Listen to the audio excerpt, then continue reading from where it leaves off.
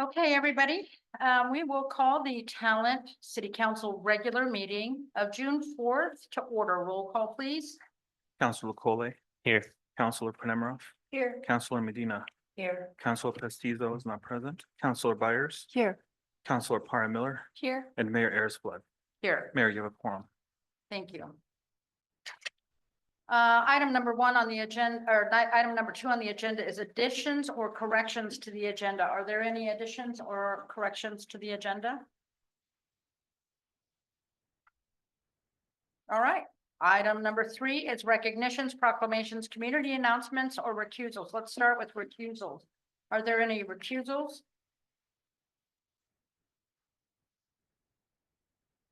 Okay. Are there any community announcements? Thank you, Mayor. We have just a few. The weed abatement, as folks I think are well aware, is ongoing. The city crews are hard at work on now at Chuck Roberts Park and in right of ways around the city, and some notices have gone out, and folks are getting into compliance, but we still, of course, have a lot of work to do, as I'm sure you notice as you are going around town. So our plea to residents and businesses in the city are to abate your weeds. We all know that it's important for fire danger, and the sooner that we get on it, the easier it will be to maintain through the summer. The city is supporting Jackson County in making sure that everybody is signed up for Jackson Alerts. That's formerly Citizen Alerts. So if you're already signed up for Citizen Alerts, there's no need to change, but this is another opportunity to remind folks that they can get emergency notifications direct to your phone. That's at visit jacksoncountyor.gov/alerts. The YMCA is holding classes here in the Talent Community Center, ashlandymca.org schedule if you're interested in that. Many thanks to our garden worker bees who are volunteers that help maintain Talent's pollinator gardens on Mondays. You can find them on Facebook at Talent Garden Club.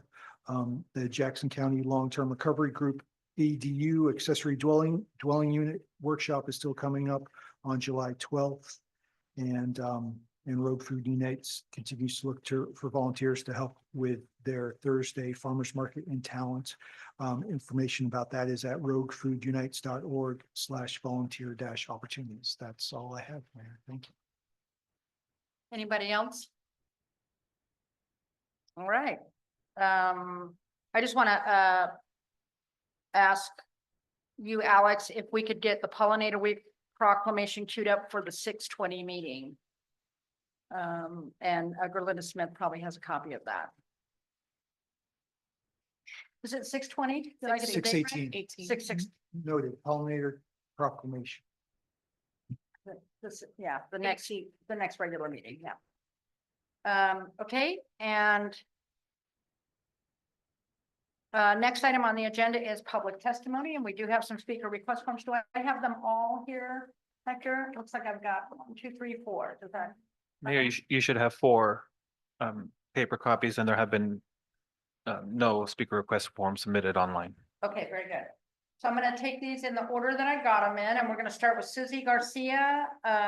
If you'll step forward, Susie, and to speak into the microphone and state your name and your city for the record. And will somebody run a timer for 3 minutes? Can you do that for me? Yeah. Hello, Hi there. I'm Susie Garcia. I live in Ashland currently. I work for Rogue Climate as a regional coordinator, and I'm also the regional administrator of the heat pump program that is funded by ODO and in collaboration with Energy Trust of Oregon. It offers funding to community members who otherwise can't afford to install a heat pump. And over the last few months, I've seen the impact that that's had when we support to install these systems that are high energy efficient. So they use very little energy to heat and cool a home year round. And it's not only an effective way to heat and cool a home at an affordable amount, but it's also saving on utility bills because it's using less energy. So it's saving people money in the long run. Today, I want to thank you for passing the resolution to advance the public health benefits of transition to clean air and clean energy equipment and appliances. And that's language from your resolution. Thanks for passing that earlier in 2024. With the planning of the Gateway project, please consider the commitment you made with this resolution to transition to low or zero emission equipment and appliances in the City of Talent residential and non-residential buildings. This is the perfect opportunity to implement what you've made a commitment to do in the city, which is to lower emissions. Thank you for your time. You. Next, speaker is it Maroon? Maroon. Oh, I got close. Please state your name and your city in the microphone for the record, and then 3 minutes. Hello, my name, what's up? Okay. Maroon, I live in Ashland, Oregon. What else? Sorry. 3 minutes. Oh, okay. I'm also an organizer here with Rogue Climate. I'm really, thank you for passing this resolution. I'd love to see other cities trying to pass these net zero electrification goals. I come to you at this perspective from working with the city of Ashland, your neighbors who passed very similar policies. All new residential buildings now have a pollution fee for residential buildings. Anything that exceeds a certain amount of NOx will be charged. This is one step that cities can take to limit our emissions, something that I know we're all very aware of. We need to do, make sure we're more climate friendly, more climate resilient. I come to you to let you know that these kind of policies are just becoming more and more common sense. I'm sure you're familiar, ODOT recently came out with a report too. Something I saw that was a struggle with the city of Ashland was there weren't actual reports like, hey, building with electrification is cheaper, more energy efficient, but ODOT does have that report now that it is. You will be saving money, commercial and residential buildings, if you build it up front. It's a lot more expensive doing it there. So I just hope that the city of Talent can do something similar, because even if just in Ashland, we all live in the same valley, we're all dealing with the same kind of the same climate that's changing right in front of our eyes. So I hope we can do the thing that has the most common sense thing. And we're always here to help Rogue Climate, and I get to work with awesome youth who are really, really passionate about this stuff. I'm excited to get some more youth in here because they're the ones who want to, I know they love the city of Talent, want to stay here. But yeah, we got to deal with smoke and all this stuff, but that's it. I'll stop. Thanks. Thank you.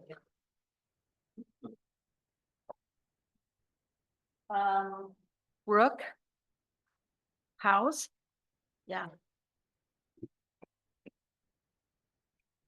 Hi, I'm Rook Howes, and I am a resident of Ashland, Oregon, and a member of the Rogue Climate Action Team. I want to thank City Council for passing the resolution for the advancement of health benefits to the transition of clean air and clean energy equipment and appliances. I'm here to urge City Council to take the opportunity to build the Gateway with low or zero electric and energy efficient appliances to reduce climate pollution and address the impacts of methane gas in our health and our community. As a childcare worker and educator, I have spent a lot of summers outside, and these past couple years, we have been unable to spend most of the summer outside. Last summer, we spent maybe half the days outside because it was too hot and it was too smoky. With the smoke, kids are unable to go outside, and they are unable to play outside the way we used to be able to. And while this is anecdotal, it showcases how climate change is here in the Rogue Valley and is affecting our youth and the workers who work with them and their health. And I want to work with you to build a future where we can spend our entire summer outside. I want to thank the City of Talent for making an effort towards both their own future and our Earth's future. Thank you.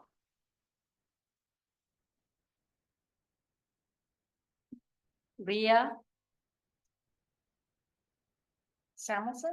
Yeah. That's right. All right, hi. I am also here. I'm a resident of Ashland and I'm a volunteer with Road Climate. I volunteered a lot on the campaign in Ashland. And I also want to thank you for passing this resolution and for committing yourselves to taking action to address climate change in the valley. And climate change is an issue that's really important to me. And I truly believe, based on the facts that we have, the reports that are continually coming out, that electrification is a really powerful way to start addressing that as, we build more housing and buildings in the valley. So this Gateway project is a really amazing opportunity for the city to sort of put its money where its mouth is and follow through on this resolution. It's an exciting opportunity to join Ashland to taking meaningful action to reduce fossil fuel use, and at a time when our federal government is not really acting on climate change, the acts of local government really become more impactful. So again, thank you for passing this resolution, and I would urge you to consider using 100% electric energy for this project. Thank you. Are we joining Ashland or are they joining us?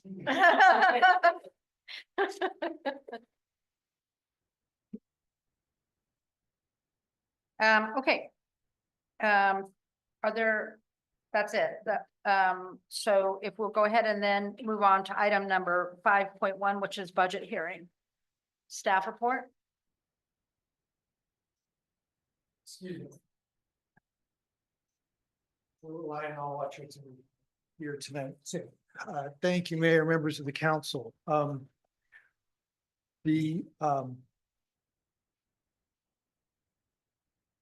We're, and I was distracted by plugging in my computer. You've opened the public hearing? Mayor? Yeah, I can go ahead and read my script. Is that? If you, Yeah. if you'd read the first paragraph. Sure. The purpose of this public hearing is to hear input and receive questions from the community regarding the proposed fiscal year 2025-2026 budget. If you are a community member, you can ask questions or make a comment when I open the public testimony by raising your hand if you are in the room. Isn't that contrary to our, is that in alignment with our council rules? No, they should have an opportunity to provide testimony online. It's online only? No, both.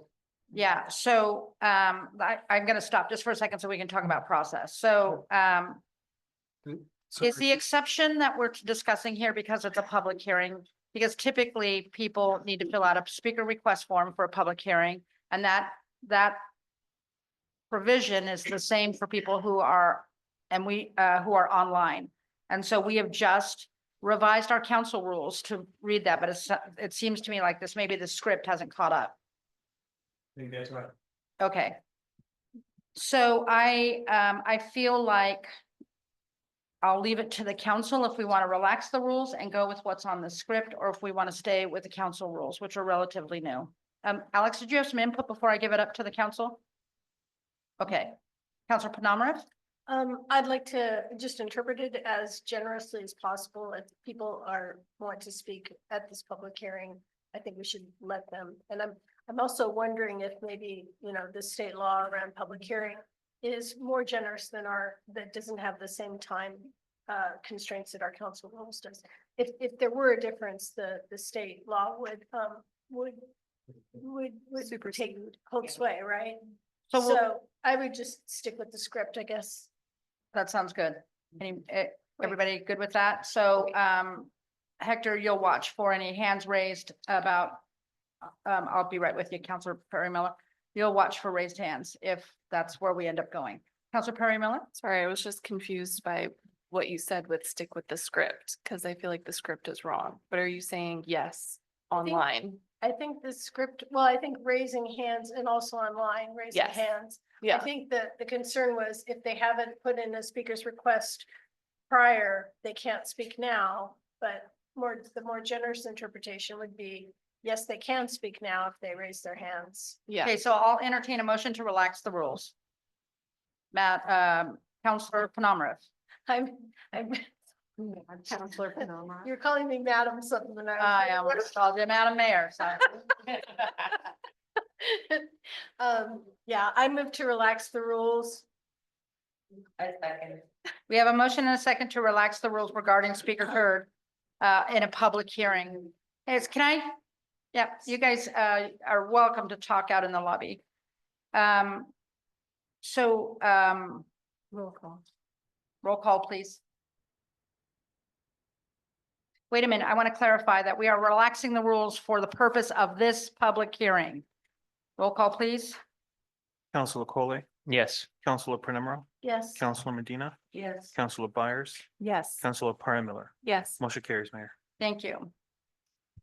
So I am gonna invite the community members that are in the chambers with us. If you do want to fill out a speaker's request form, you can do that also, because if you raise your hand, I'm gonna ask you to do that anyway for the record.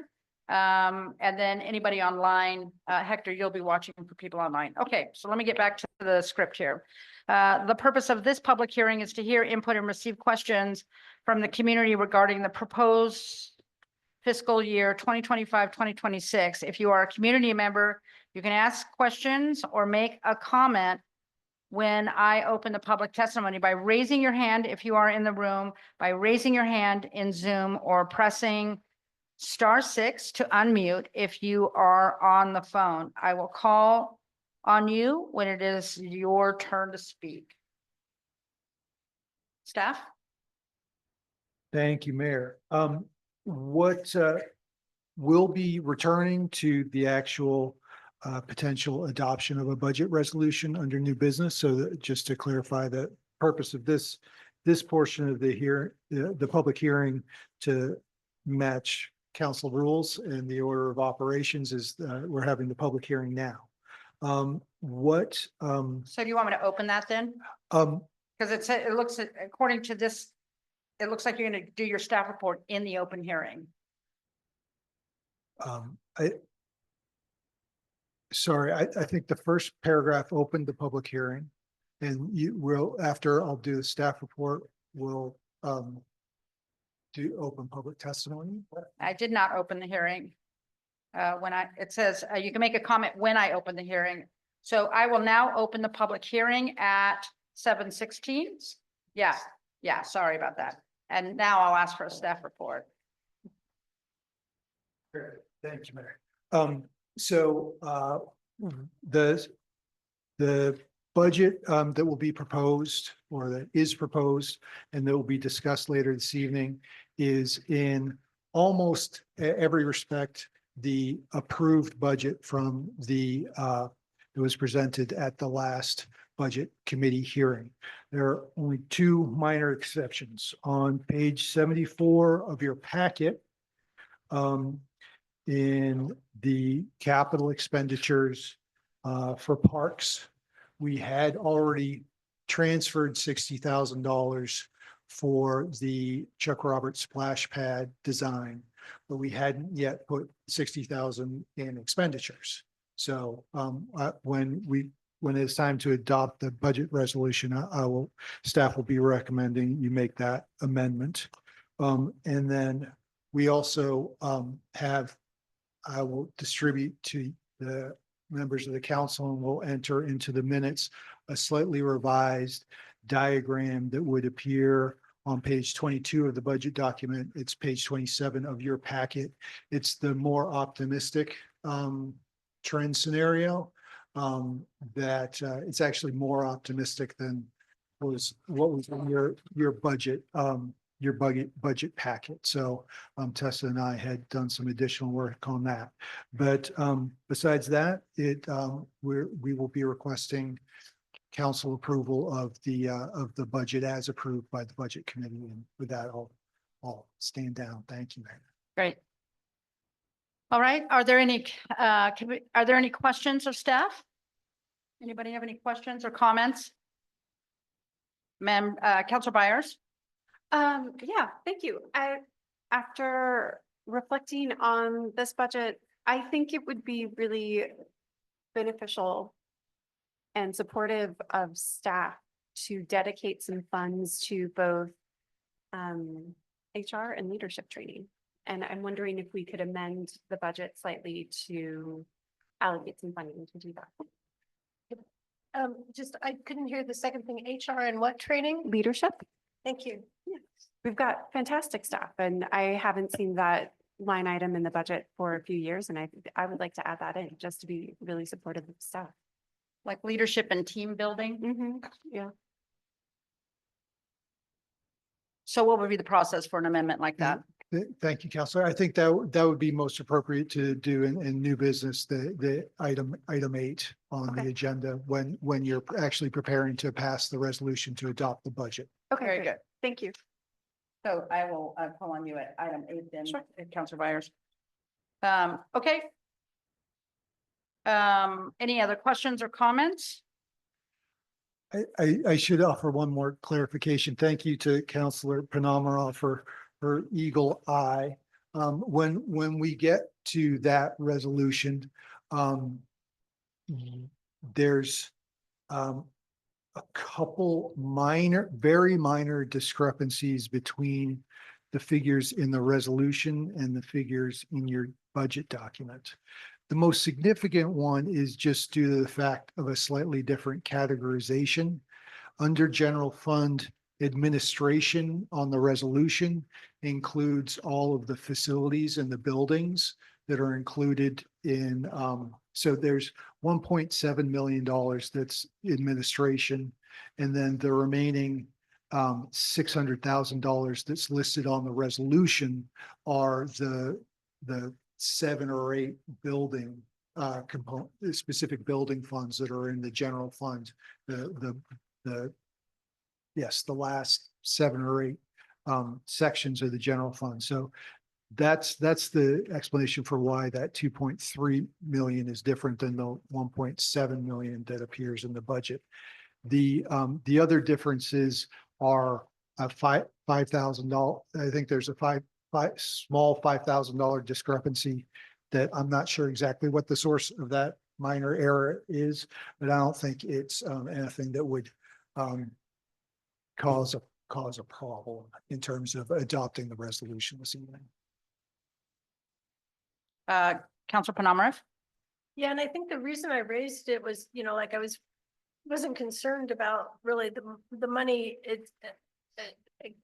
expenditures. It's just to the degree of specificity we actually would need in that resolution and the degree to which we're bound by it. That was my concern. I would not want to get into like a bureaucratic difficulty just because the resolution was out of sync with the budget. Of course, yes. And so thank you. I have been trying to get in touch with Tessa on that specific question. It sounds like her laptop is having issues.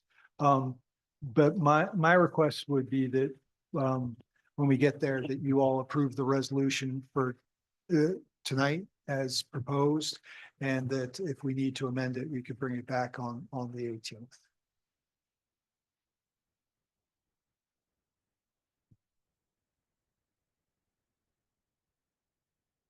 Are there any other questions? Okay, so at this time, I am now opening the public testimony portion of the public hearing. Do any community members have questions or comments? Please remember to state your name and address for the record.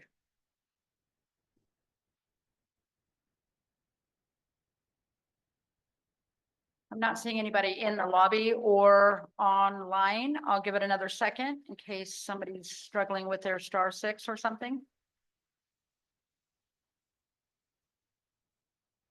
All right, with that, then we will close the record. So I now close this public hearing and record at 7:23.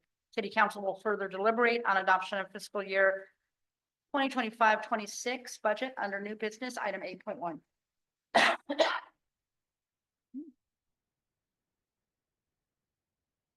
Next item on the agenda is 5.2, a public hearing. The Talent City Council has the authority to hold legislative hearings in accordance with Oregon Public Meeting Laws as described in ORS 192.610 through 192.710.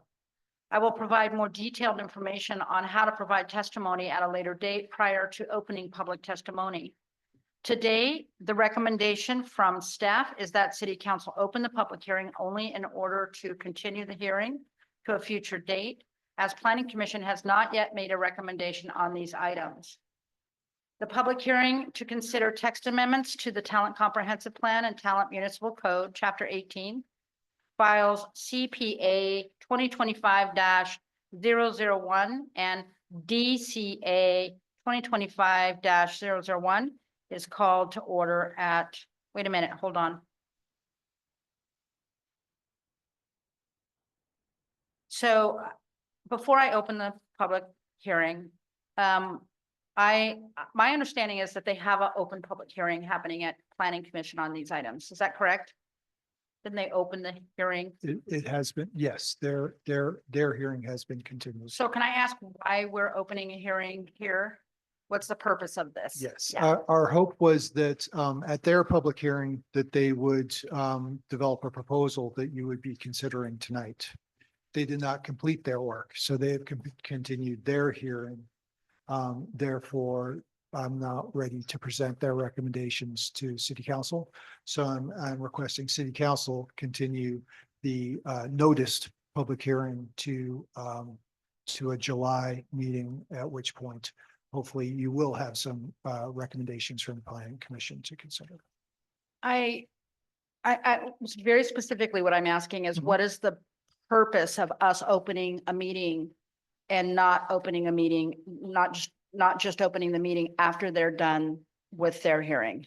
The purpose of asking you to open it tonight and continue is because it has been noticed. We've noticed both DLCD and we've published notice. We've issued notice to a large number of property owners and other agencies. So there's a by continuing the public hearing, we don't need to go back and do all those notices over again.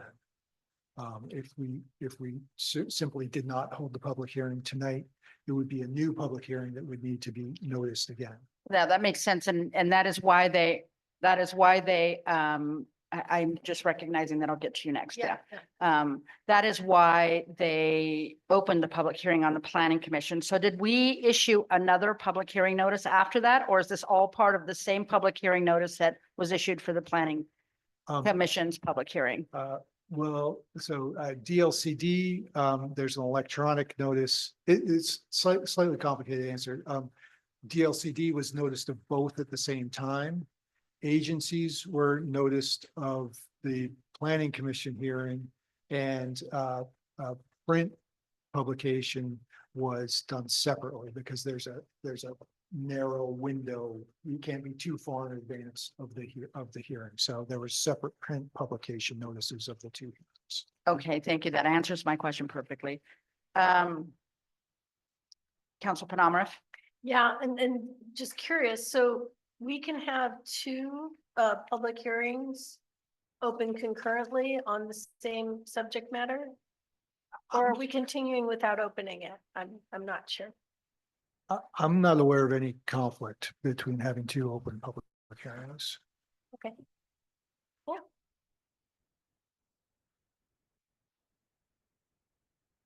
Okay, so the public hearing is to consider text amendments to the Talent Comprehensive Plan and the Talent Municipal Code, Chapter 18, File CPA 2025-001 and DCA 2025-001.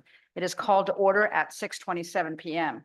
I will now entertain a motion to continue the public hearing on File CPA 2025-001 and DCA 2025-001 to July 16th. At 6:45. I'm entertaining, Council Panamarev. I move to continue the public hearing to a date certain, which is July 16th at 6:45. Second. We have a motion and a second to continue the public hearing to a date certain, which is July 16, 2025. Is there any further discussion? Sorry, I think we said July 16th. Did we say at 6:40? Did we have to? Did say you name the time? time? I did because I thought I heard it, but then. Okay, yep, July 16th, 2025 at 6:45 PM. Is there any further discussion? Hearing none, roll call, please. Counselor Coley, Yes. Counselor Penemroff, Yes. Counselor Medina, Yeah. Counselor Byers, Yes. Counselor Parra. Yes. Motion carries, Mayor. Okay. Can I just ask a couple questions on process? So would it be a regular practice to notify both hearings at the same time? Is that something we will be doing moving forward? So land use hearings have their own particular requirements. And in this case, we had the overlapping interest of the funding agency to make our best efforts to complete the work while the consultant was under budget. So staff was overly ambitious in terms of trying to line up several things that were in succession. I think typically with land use hearings, I think we would allow a little bit more space to breathe and be sure that we were through over one hurdle before we set up the next. Thank you for that. Okay, so the next item on the agenda is item 6, which is the consent calendar 6.1 through 6.7. Is there anything on the consent calendar that council wants to pull out for discussion? Council Penamarath? Yeah, I'd like to pull out item 6.5 just because it's not those minutes. It's it's a repeat of 6.7, the study session minutes. So there was just a mistake that we don't have those minutes in the consent. So I just want to So note that. then we're just striking 6.5? I think, yeah, Yeah. just striking it. All right. Any other? If I got it Alex? Absolutely, Councilor Penalver did. And with apologies, I believe that the item 6.3 and item 6.4 may be slightly mislabeled as well. Item 6.3 is regular city council meeting minutes for January 29th. And item 6.4 is only missing the fact it was a study session, it was a joint study session minutes. So that's probably immaterial. It's accurate to call it joint meeting minutes, but I think for 6.3, it should be reflected that is 6.3 is minutes of the regular city council meeting on January 20th. So we would be adopting it with those changes. And so 6.3 is for the council regular meeting minutes of January 29th. And then 6.4 was a study session. Correct.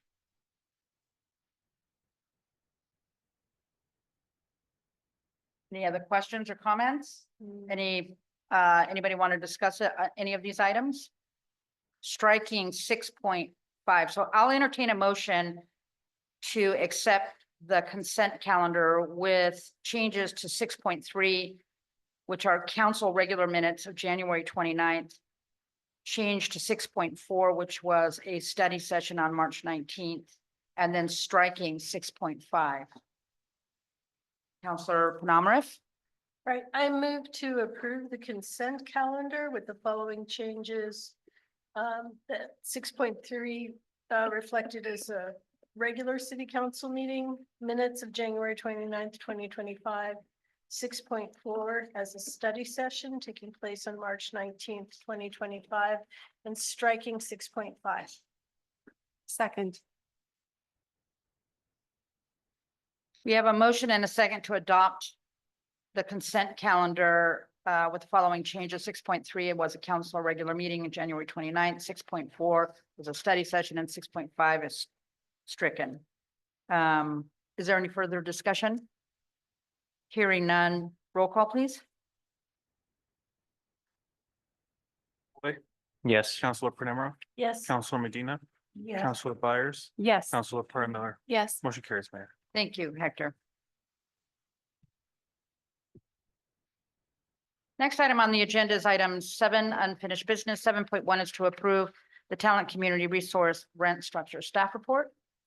Thank you, Mayor, members of the council. I'm going to start with a couple items that aren't actually in the staff report and that have sort of situation has evolved since the staff report was written. We have an agreement, a new agreement in principle on price with Asante of $1.16 million for purchase of the building, which is almost $200,000 below the sort of original handshake agreement. Our appraisal came in significantly below what their appraisal was. I think it was aggressively low. It used more regular office comps than medical office comps. However, it did spur Asante to share with me their appraisal. And I think there was a pretty good argument to be made that one of the comps that they used was an outlier, which should have been excluded from the calculation.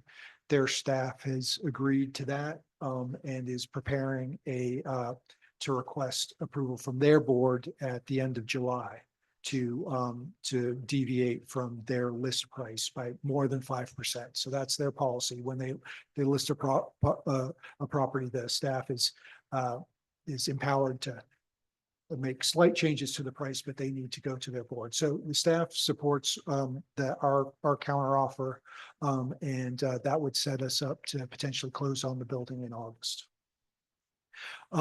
Which leads to a second item that's not necessarily in the staff report, but I have been thinking about the mayor and I think several members of the council were supportive of the idea of exploring if there is a way to allow access to occupy that building immediately through the heat of the summer.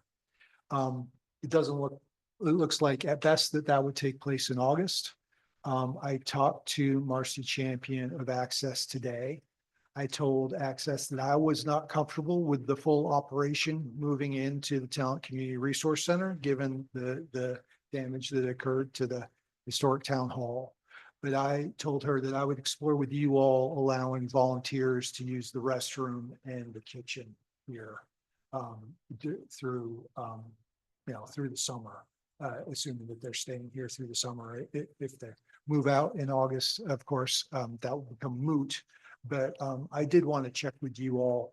I know there's a strong sense from the council that there's a hope to make the summer months bearable for Access. And I think that's a fairly minor step that you could do that would be significant to the volunteers. So I wanted to just touch base with you all and see if that made sense.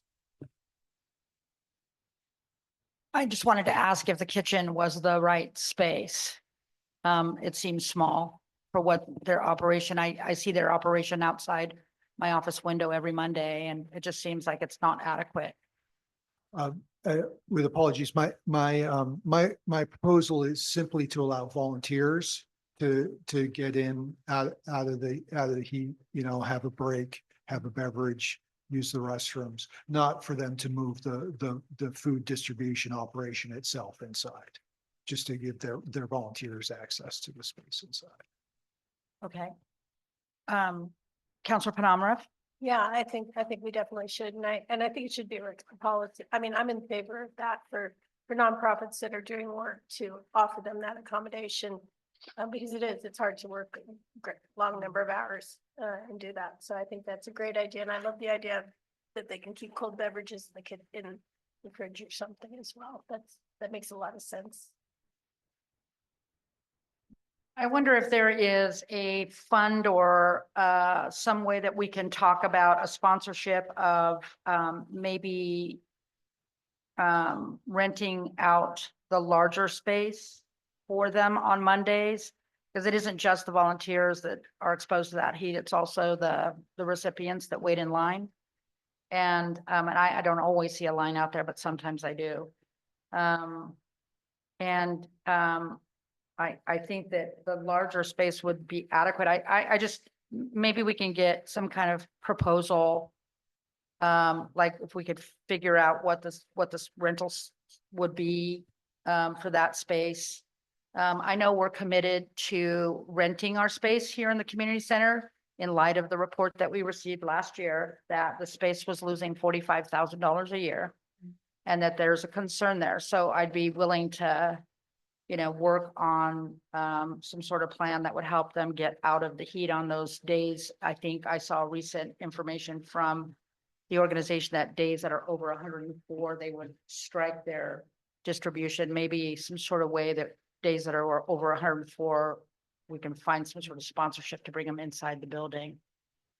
That might be one way to handle it. It's only going to be for a few months. Counselor Penamarath?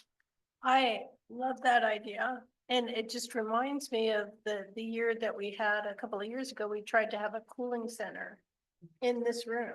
And we were set up for it. I don't think we ever got more than a couple of people. And I think Jordan was really surprised that I wasn't there for the cooling center, but anyway, yeah, so it's almost like in lieu of having on those hot days, in lieu of having a cooling center here, we offer that service. I think it's very much in line with what we've done in the past.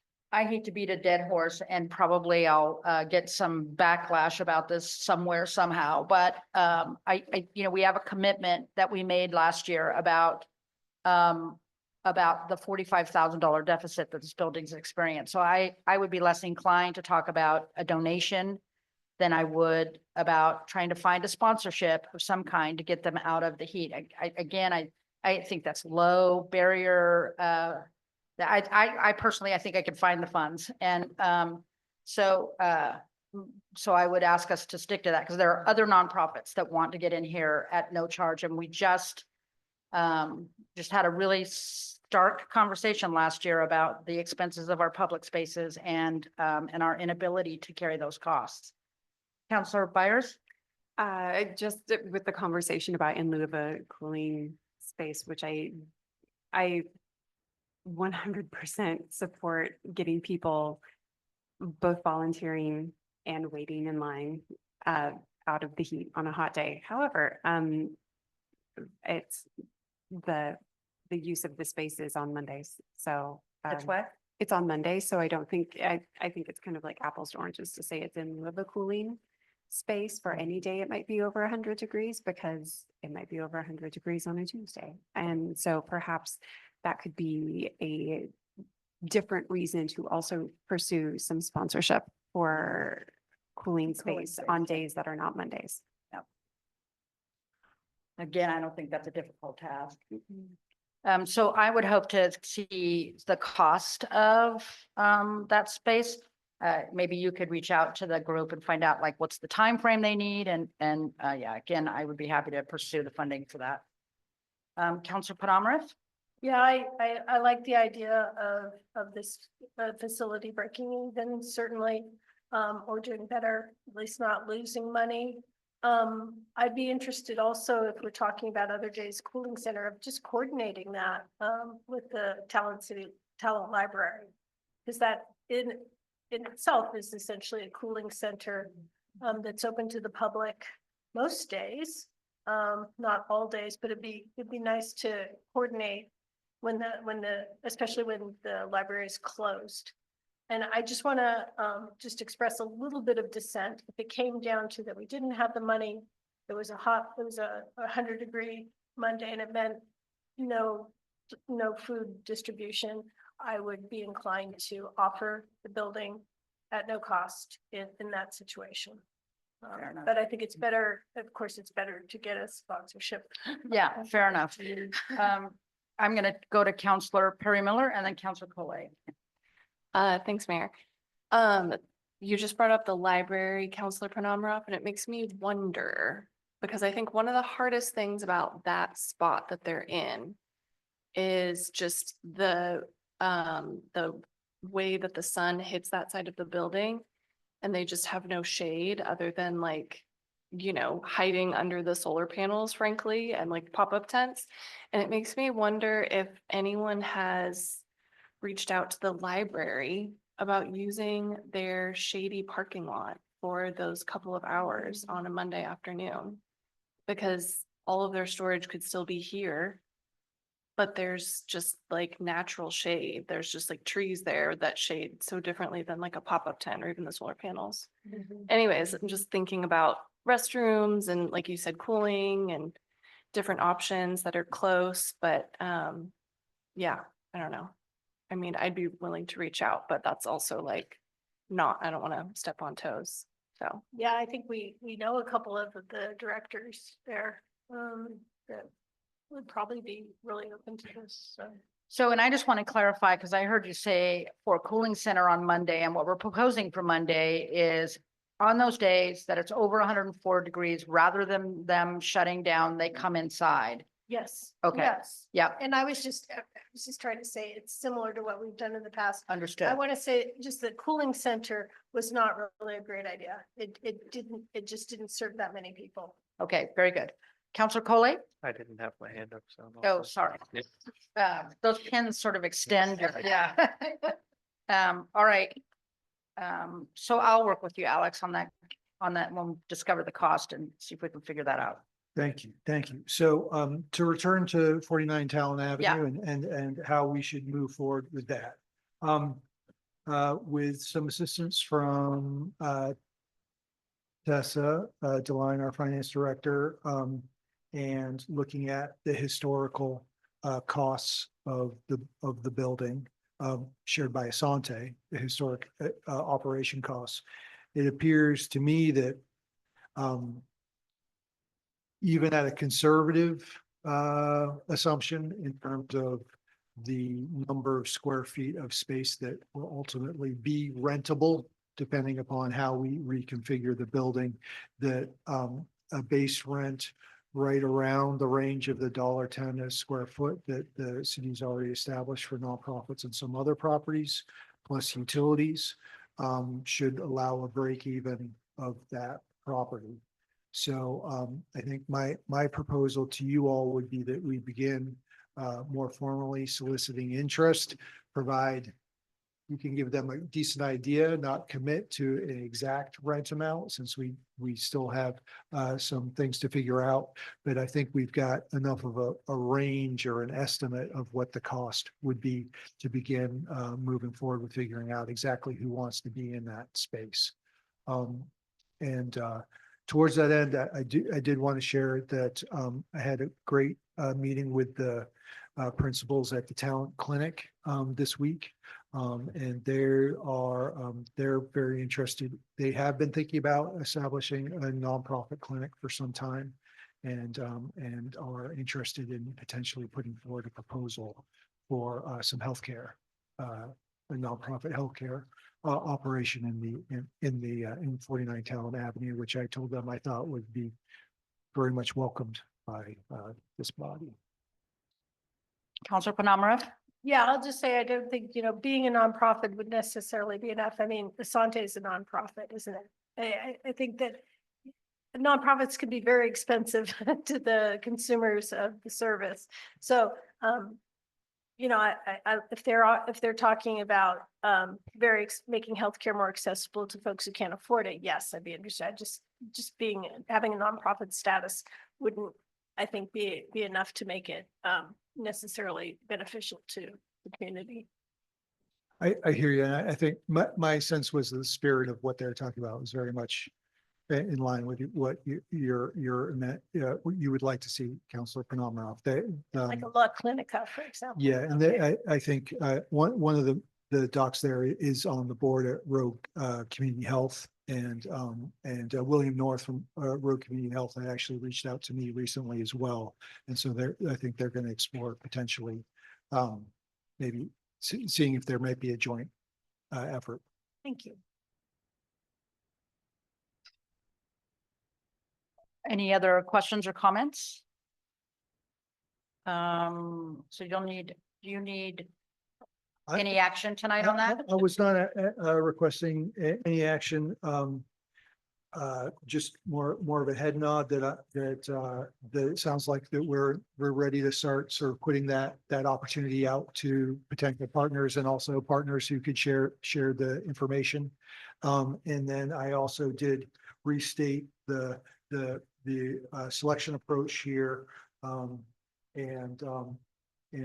I think the only thing that's particularly notable is Councilor Panama. I think we did have a little bit of back and forth about exactly what was council's role in this process. And so I did want to make clear that the final step would be presenting any rental agreements to council for their approval, but that the work of selecting them would be left to staff. So I think that would be the other thing to discuss this evening if there was desire. Council Penamroff and then Council Medina. Right, I think it was, I actually watched the study session. It was at the very end that we clarified that it could be council or it could be staff, and it was up to council. And I don't think, and it was just left for as the next step to kind of decide who would make the final decision. So as in the final decision of who would occupy. So I think it's not the same as saying approving a lease agreement. Then it's kind of already done. Yeah, so and I don't think there was consensus. I think my position was that I felt that that council should approve the decision made by staff, figure things out. And I think at step 3, where it says council for information only, I think that would be an appropriate step for council to essentially approve or bless the decision to move to step 4. So my proposal, if there's interest, and I might just make it a motion so we can just get it over with, that the last sentence of number 3, that the provisional tenancy decision and rationale would be presented to council for approval. So that makes it a decision point at point 3. That would be my motion for discussion. And like I say, I'm pretty sure there's not consensus on that. And if I could follow up on that, if there wasn't consensus and the vote were to split, I would not support that particular motion. I would support developing a policy that provides for the concerns of the council. And then providing that policy for staff to follow. I think that maintains the spirit of the charter. And even though the charter is not very, very specific, I think the spirit of it is, and I think the spirit of it is noticeable. And that's just, those are just my comments. Would you entertain a motion? I would. Okay. I move to modify step 3. So that the last sentence says that provisional tenancy decision and rationale would be shared with the council for council approval. Second. Can I see the language? I think I'm just changing the last 3. I just Last don't have, I paragraph? don't have the packet in Oh, front of me. oh. Yeah. Yeah, it's on page 118. I don't know if I can reach. I just don't have the council packet Oh, okay. open on the computer. And I don't have a paper copy of the packet. Well, I think Alex has a paper. copy. Lovely. So we're on page 118. Where is it? Okay. All right. And I think I can change the intention by just, instead of shared with council for its information only, shared with council for approval. So that's the last. So you have a motion and a second for the provision tenancy decision and rationale would be shared with the council for council approval. Is there any further discussion? May I speak to my motion? Yes. Yeah, I just wanted to say, I think that I agree with the idea of developing a policy for staff to carry out for things that are repeated, that are part of general, day-to-day functioning or something that comes up again and again. this seems to be a project, kind of a one-time deal. There's a lot of community interest. It is a political decision in a way, and I'm expecting staff to do a great job and put the facts together and to come up with a good decision, but I feel like I don't want staff to be on the hook for the final decision. I feel like the buck stops here, that we should be responsible for the political decision being made, even though as I expect, we'll probably find that staff's findings are great and we'll probably agree with them. I feel that responsibility is with council rather than with staff. Counselor Collet? Yeah, I essentially share that sentiment and I would see this process to only existing for this kind of inaugural opening of this community resource center. And then further processes, if whenever a tenant moves out and a new tenant needs to be selected, that would be more of a procedure like you were saying. But yeah, I understand that it's a big decision of who will get to be in this building. I don't know how many applicants there's going to be, but I'd love to see that buck stop with the council on that. Counselor Byers? I'm wondering if Councilor Panama would be open to amending her motion to incorporate Councilor Collet's input about this inaugural filling of these spaces at the point where council is is receiving information for approval as opposed for just being informed at step 3. Essentially, what I'm looking for is something that does memorialize that in the future, more of the immediate process is left with staff, because I do think in step 5, where the council can approve or not the lease agreements presented before us, long-term, that safeguard is placed there. And I also see Councilor Panamarov's point. So to me, I'm wondering if that amendment of the original motion would satisfy both aspects. Counselor Panamarev? Yeah, I'm just thinking about how to do that. I wonder if this approach to selection, if it is in and of itself a one-shot deal and not really meant to be applied. I mean, you could always say precedent, but not meant to be applied to other things. We could, sometimes what we do in these kinds of things, if rather than fiddle with the language, is just say the intention around this change is for this inaugural process, as Councilor Collet said, and that kind of rides with the decision for future record. It becomes part of the public record. I don't know if, unless staff has an idea whether it's necessary to wordsmith this, because it does feel like a process to apply to the situation, or if we do need to do it, how. Sure. And I don't want to get hung up. May I speak to that? Yeah, please.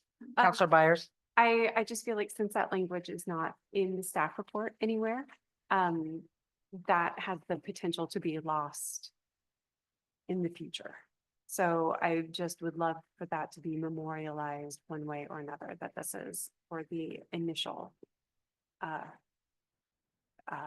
selection process, and moving forward, it does not necessarily create a precedent.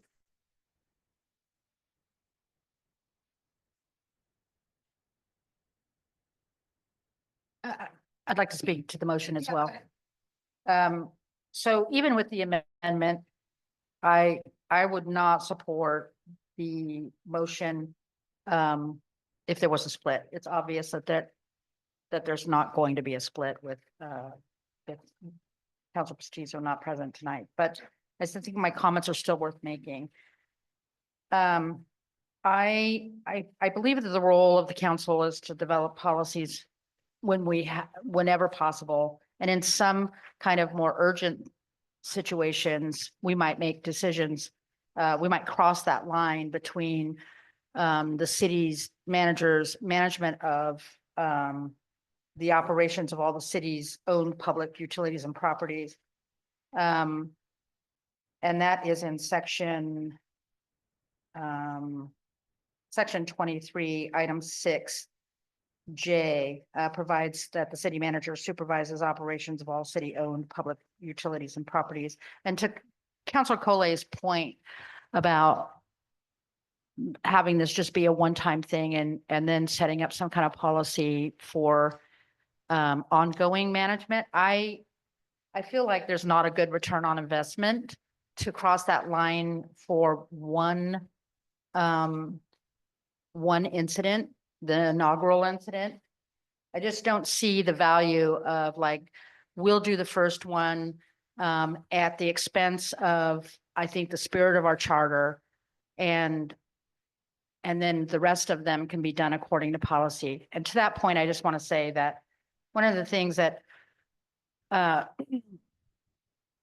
I have gained some really good confidence from organizations like OHCS who have written really very specific language about how to serve targeted communities. And I think we could achieve the same here by writing a policy for the city to supervise.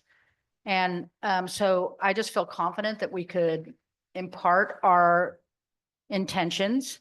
And I feel very confident that this city manager could execute on those intentions. And I feel like if we're going to do it for the future, it doesn't make any sense to do it at all. I mean, if we're gonna write a policy for all future decisions, it doesn't make any sense to me to make one exception for a purpose that I don't think has been well established. Anyway, it certainly when it conflicts, I think, with the spirit of the charter. Councilor Medina? Yeah, so it's interesting because I can see the reasoning for goals, right? It's like, it is a big responsibility, the community is very invested in this. But at the same time, like our charter gives specific goals, and this coming from like my Indian experience, you don't want to blend those too much, and also like we can have confidence with that you pay, and also like if we focus on like this is a priority, we have to have confidence to follow it. So yes, I understand like if they were very like the community is very.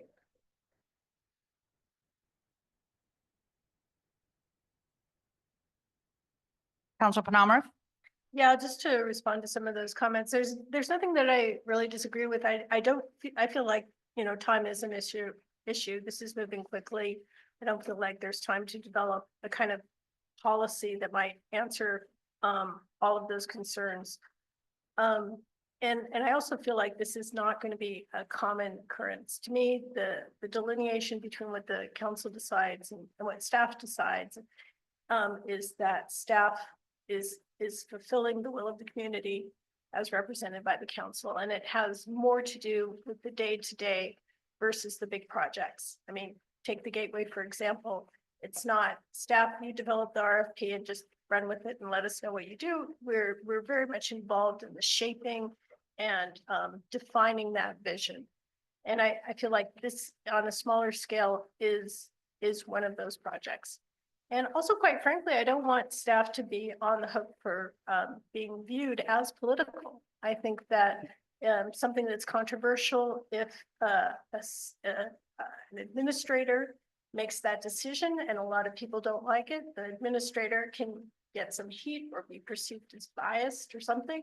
And it's like, hey, we're the ones who get the big bucks to be perceived as biased. So again, I think part of wanting the buck to stop here is, in a sense, to take that, not a lack of faith in staff, but to take that political pressure off staff so that the staff can always say, listen, the council approved it. So complain to them. Councilor Medina? Going up on that, I totally understand what you're saying, but like at the same time, and I know not everyone thinks like I think, and the quote unquote stuff to stop that staff. Well, we gave them the criteria for picking the people so they could feel like up to them. They gave me the criteria. I just went off of it kind of thing, So that's also another thing to consider. I just want to also push back on a little bit on the time frame that we're working with. I think it's clear now that we're not looking at being able to occupy this building at least until either early fall. I mean, is that still the target, Alex? Early fall? Yeah. Yeah, I think, selecting them by early fall so we can get on with the renovation. So Yeah. Yeah. Yeah. So getting on with the renovations, does that renovations happening in fall? Is that what you're thinking? Correct, Yeah, yeah. yeah. So I think we're quite a ways off, I think.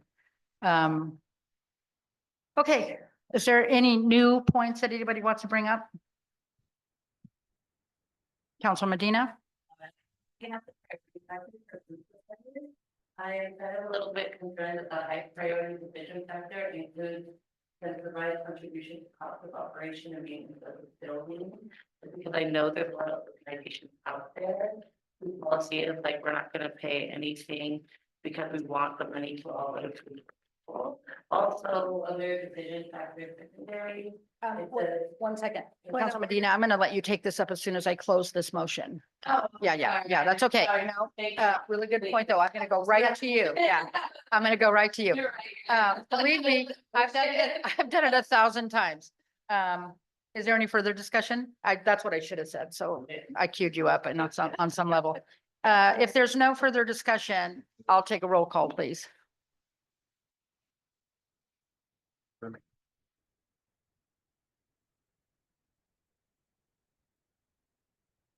Councilor Collet, Yes. Councilor Penemaro, Yes. Councilor Medina, Councilor Byers, No. Councilor Parra Miller. Yes. Motion carries, Mayor. Okay, Council Medina? Okay, so going back to that, that was my concern that it's gonna limit, maybe like. The organizations that could, that would be, how do I wanna say, like, serve our community. And then the other thing is, secondary factor is interest in supporting the building's use of the resiliency hub. I feel like that should be a high priority. We want all of, like, everyone to support this as a resiliency hub, right? We don't want someone to be like, no, it's just that. So that's kind of my concern was that there. Council Penamara? Those were really good points, but I'm wondering if we could separate them out, if you could go over them again, because I heard the resiliency thing, but I'm wondering if we could just kind of take them one at a time, because they sound like three separate motions to me, maybe Maybe 2 to 3, maybe. 2 to 3. or Yeah. 4 or 5, no. Don't want to work, you don't want to get it that detailed. But I really liked your points. I just was wondering. Yeah. Hector, can you help me bring up the packet? Go ahead. Also, if you could say what page you're on. Yeah, continue. 118 on the digital one. That's 118 on the top.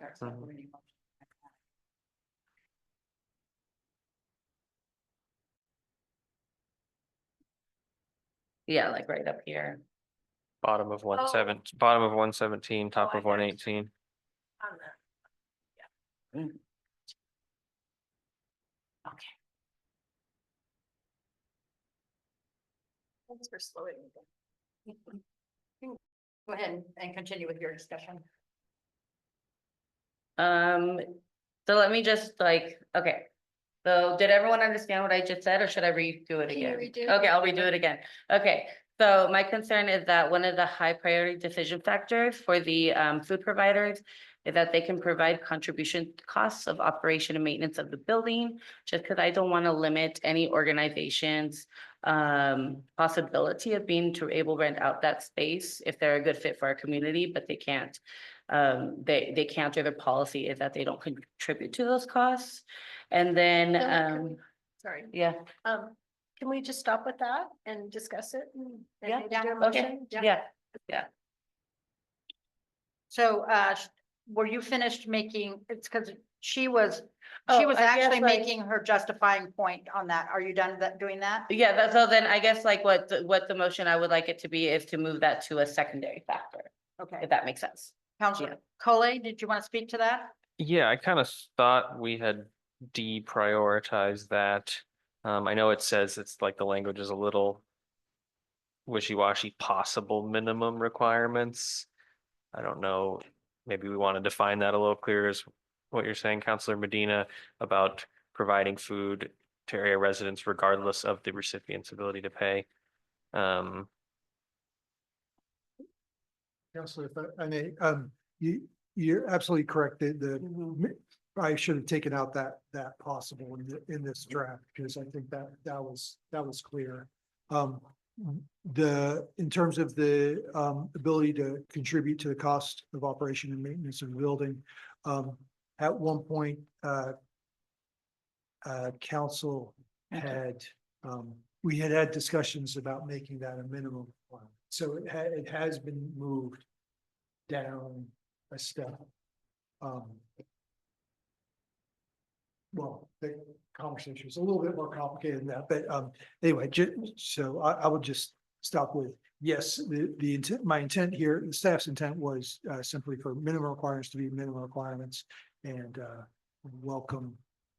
And then is the high priority decision factor is the can provide contribution to costs of operation and maintenance of the building.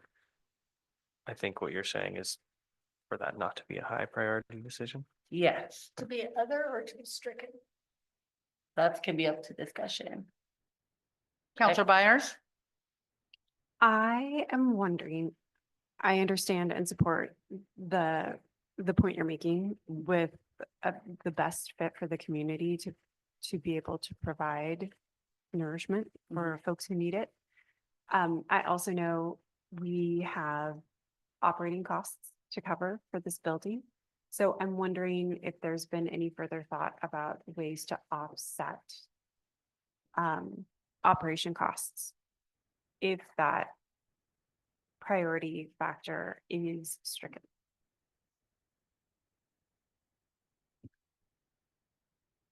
So I think the way that I've been thinking about it is that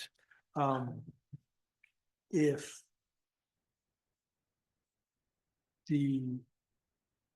we're interested in tenants, the regular full-time tenants who are comfortable with and open to and happy to be paying enough costs, enough for the building to work. And with the understanding that part of that building working is that there's likely to be food distribution going on that wouldn't necessarily be carrying its full weight. For a terrible analogy for that, it's almost like another utility. It's common area. Yeah. It would be the real estate term.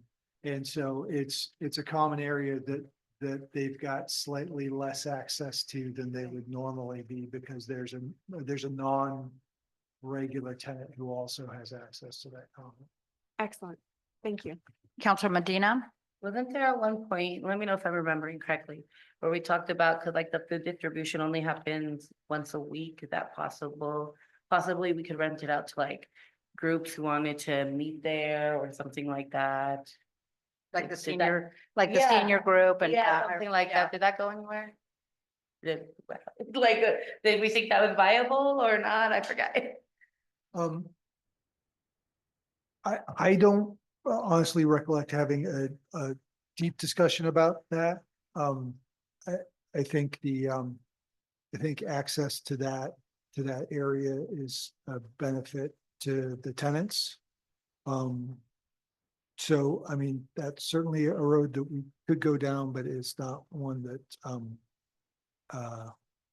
we've currently envisioned.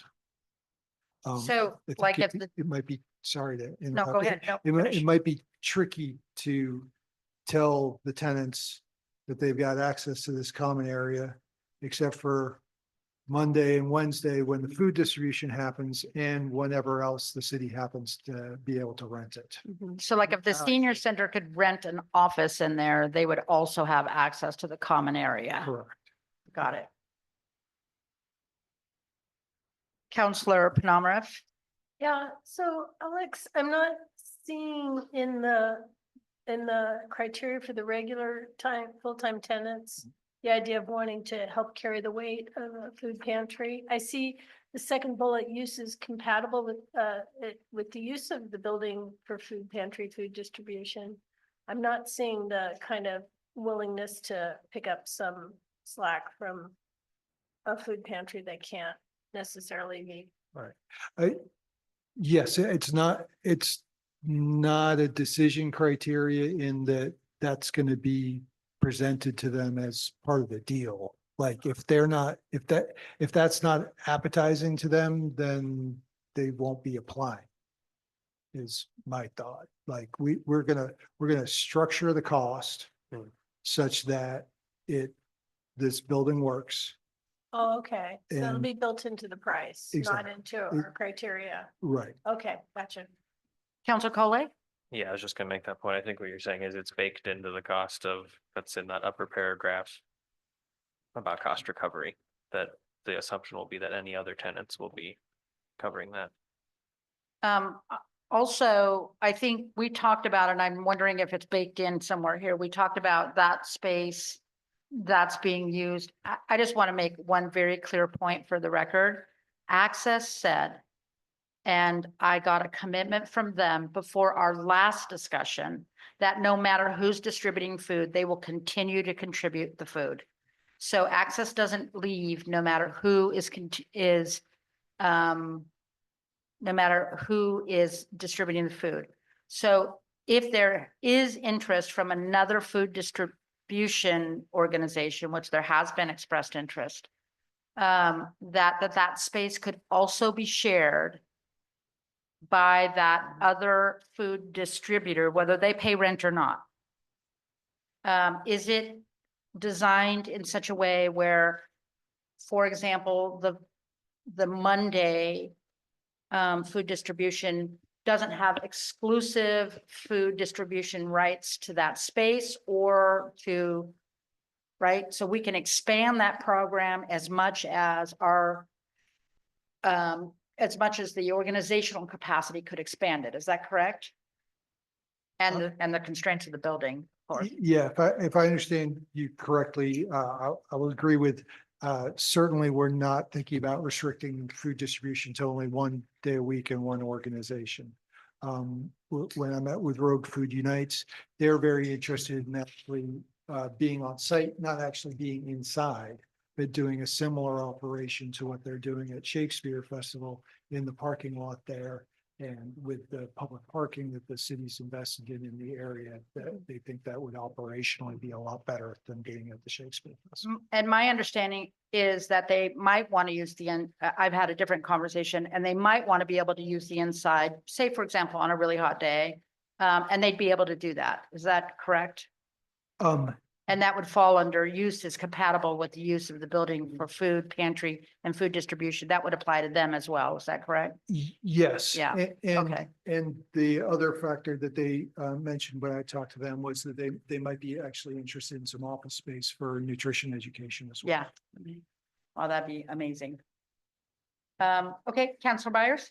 Oh, I just want to thank Councilor Medina for bringing up these points. Great talking points. Counselor Penamara? So I think I'm hearing a motion from Councilor Medina. I just want to make sure everybody, Well, I guess- any further discussion on this? Well, we don't have a motion. I don't know, okay, so there is a motion, but it could go two ways, okay? So, as far as it can provide contribution to cost of operation and maintenance of the building, I kind of want to know before I make the motion, what the council thinks, like, do you think it would be good to strike it or to move it somewhere else so it's there? Like, how important is that? Like down To other decision factors or something like that, like, or is it okay to just get rid of it? I'm kind of good with making the motion either way, but I would be interested in hearing your guys' thoughts. No, that's your Yeah. job. That's pretty exciting. I'm on a break. Counselor Perry Miller? That was great. Thank you.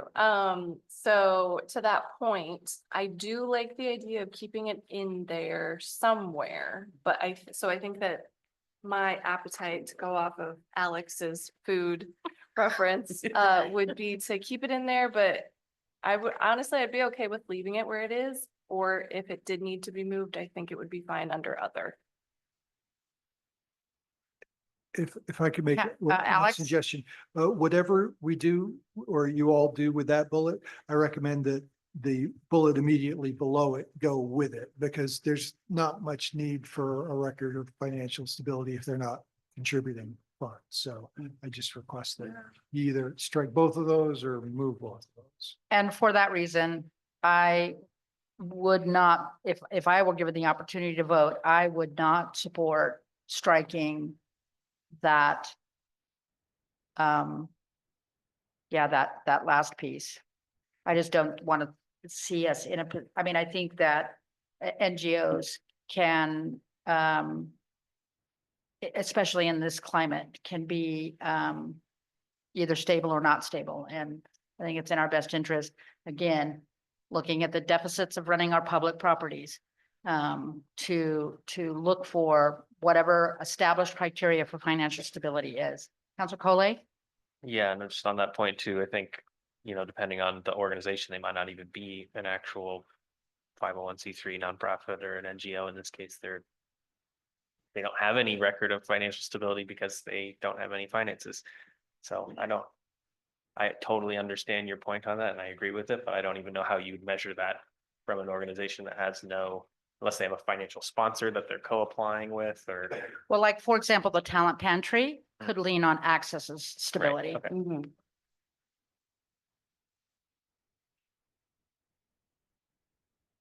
I have a question for me, Memory. Okay, I have a question. So you're recommending that if we move the bullet points in the high priority decision factor, we move both of them together, correct? Is that what you're suggesting or?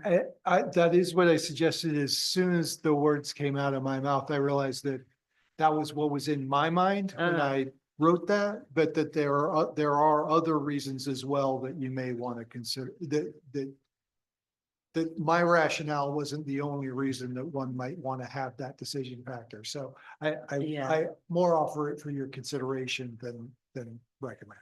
Like just thinking about or like, especially after COVID, random organizations that popped up and then disappeared. A record of financial stability, like even a lot of places work with Access, so they could lean on that. I think that would still be good to have in high priority. What is everyone's thoughts? Councilor Panamarev? Yeah, I agree with what's been said about, let's leave record of financial stability as a high priority decision factor. So in answer to the question about the original motion, my appetite, I agree with Councilor Parra Miller, to move that first bullet point and provide contribution costs down to other decision factors. I'd be comfortable with that.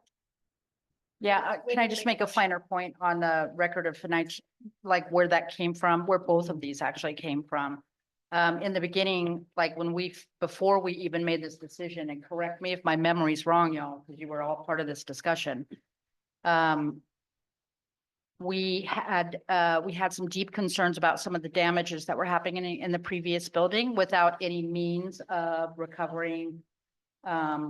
There was nothing in any of our agreements that gave us the ability to recover the cost of those damages. Now, since then, the fire happened and the insurance, and there's a whole remodel so there's no need for that. That became a moot point, but it was a pretty robust part of the discussion about we need to recover the operation costs and break even on the building. Like that was the caveat to even making this application. That's where that came from. And then the record of financial stability was around the discussion about being able to, yes, they can lean on Access, but Access has to be willing to say, if they break the thing, Access would be held accountable for that. So, Councilor Byers? To that point, that whatever entity is using that space has the capability to provide liability insurance and damage insurance. Good point. Or that they are insured by another organization. Yeah. So it does sound to me like, I sort of disrupted the idea that it was going to get moved. Is that what everybody sees it as being moved? rather For- than stricken? Yeah, for this motion, I think that's what I would. That's the motion you're gonna based on make? The discussion, yeah. Yeah, okay. Right, so I just make a motion. Yeah, unless you, Unless- was there a third point you wanted to make on your list? Was that all That's three? Just the first one. Yeah, it's just the first. Okay. I have other stuff I want. I thought we had a second point, but I'm Not willing- related to. if you this want to make here. a motion, I will Okay. entertain it. I want to make a motion to move the first bullet point that under high priority decision factors, most important that states can provide contribution to cost of operation and maintenance of the building down to the other decision factors secondary. Second. We have a motion and a second to move bullet point can provide contribution to cost of operation and maintenance of the building as a high priority decision factor to other decision factors, secondary. Is there any further discussion? Roll call, please. Coley, Yes. Council Prenumroff, Yes. Council Medina, Yes. Council Byers, Yes. Council Prime Miller. Yes. Motion carries, Mayor. Thank you. Okay, then. Wait, okay. I Yeah. was. may Counselor I- Byers? May I speak to my vote for a moment? Yep. I want to say that I feel comfortable making that decision because of the fee structuring that staff has discussed. Thereby meeting the very large discussion that we had earlier that you brought up, Mayor. Okay, very good. Thank you, Counselor Byers. Counselor Medina, do you have more? Yeah, I have more stuff that I want to discuss. So under other decisions, factors secondary, we have interest in supporting the building's use as a resiliency hub. So I don't know, maybe I'm not understanding what resiliency hub is.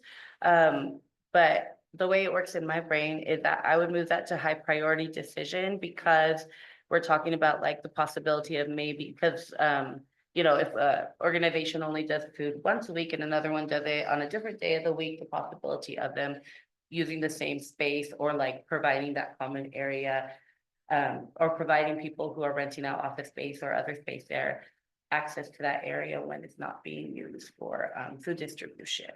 So I don't know if maybe I'm not seeing the resiliency hub factor like the same way as you are. Is that how?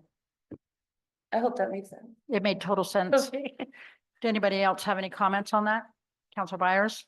That makes total sense and I support that. And I think I was the original person months and months ago that was like resiliency hub. And what I meant by that, and I hopefully this can continue as well, is if there is another emergency, natural disaster, this can become a location that serves the community with resources that are needed during the immediate aftermath and the recovery period. That was my understanding as well, that it can actually convert to a resiliency hub. And under emergency powers, the city would be able to utilize it for that purpose. Counselor Penamroff? Yeah, that's my understanding too. But also it kind of goes with the idea of having some sort of, like, you know, solar power, batteries in case power is out, Agreed. all of those things. We're trying to get that in the schools too. This building has it. But yeah, exactly that they would be willing to be there and help out if in the case of an emergency.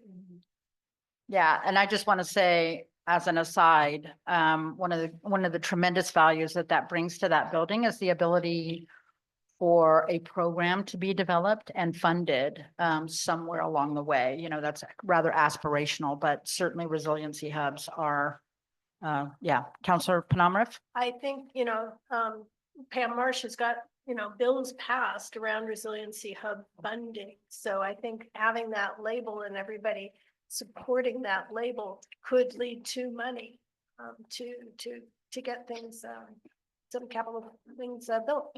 Very good. All right, so do you want to we can just look for consensus on that? And so that would if that's your intention is to ask the council to consider moving that up to, Yeah, High I think priority? even if like, you know, the resiliency hub itself, I feel like that's very important that they understand that, you know, there's another, heaven forbid, like emergency. And we have to like set it up that they will, or they understand that that is what's going to happen. Yeah. Mayor? oh, sorry, Council Perry Miller? Thanks. Yes, I agree with everything Counselor Medina has said. I do think that if we do bump that up, I think we should definitely do it for both types of renters, food distribution as well as regular full-time tenants, just so it's consistent. So we can just do that by consensus if staff has some clarity on that. Well, if I could ask a clarifying question. Yep. So some of the discussion this evening has been very direct in terms of we'd expect them, perhaps all tenants in this building, to perhaps change their operations entirely in order to respond to an emergency. And as somebody who's going to be potentially going out and soliciting folks to come and rent this building, that makes me a little bit nervous, particularly without having any parameters around it in terms of time frame, what that really means.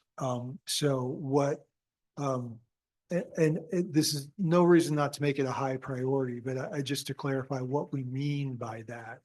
And what I meant by this, or as I interpreted what I had heard about it, by interest in supporting the building's use as a resiliency hub, meant that as part of their own mission, they expect to and plan to significantly change their operations if a disaster happens.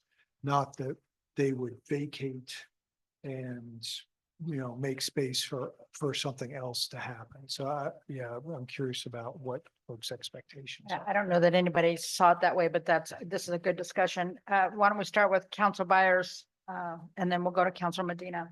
To me, as the person who first landed this term onto this building, to me that meant focusing on organizations whose services they provide would be of additional value in this situation of an emergency that would require a resiliency hub.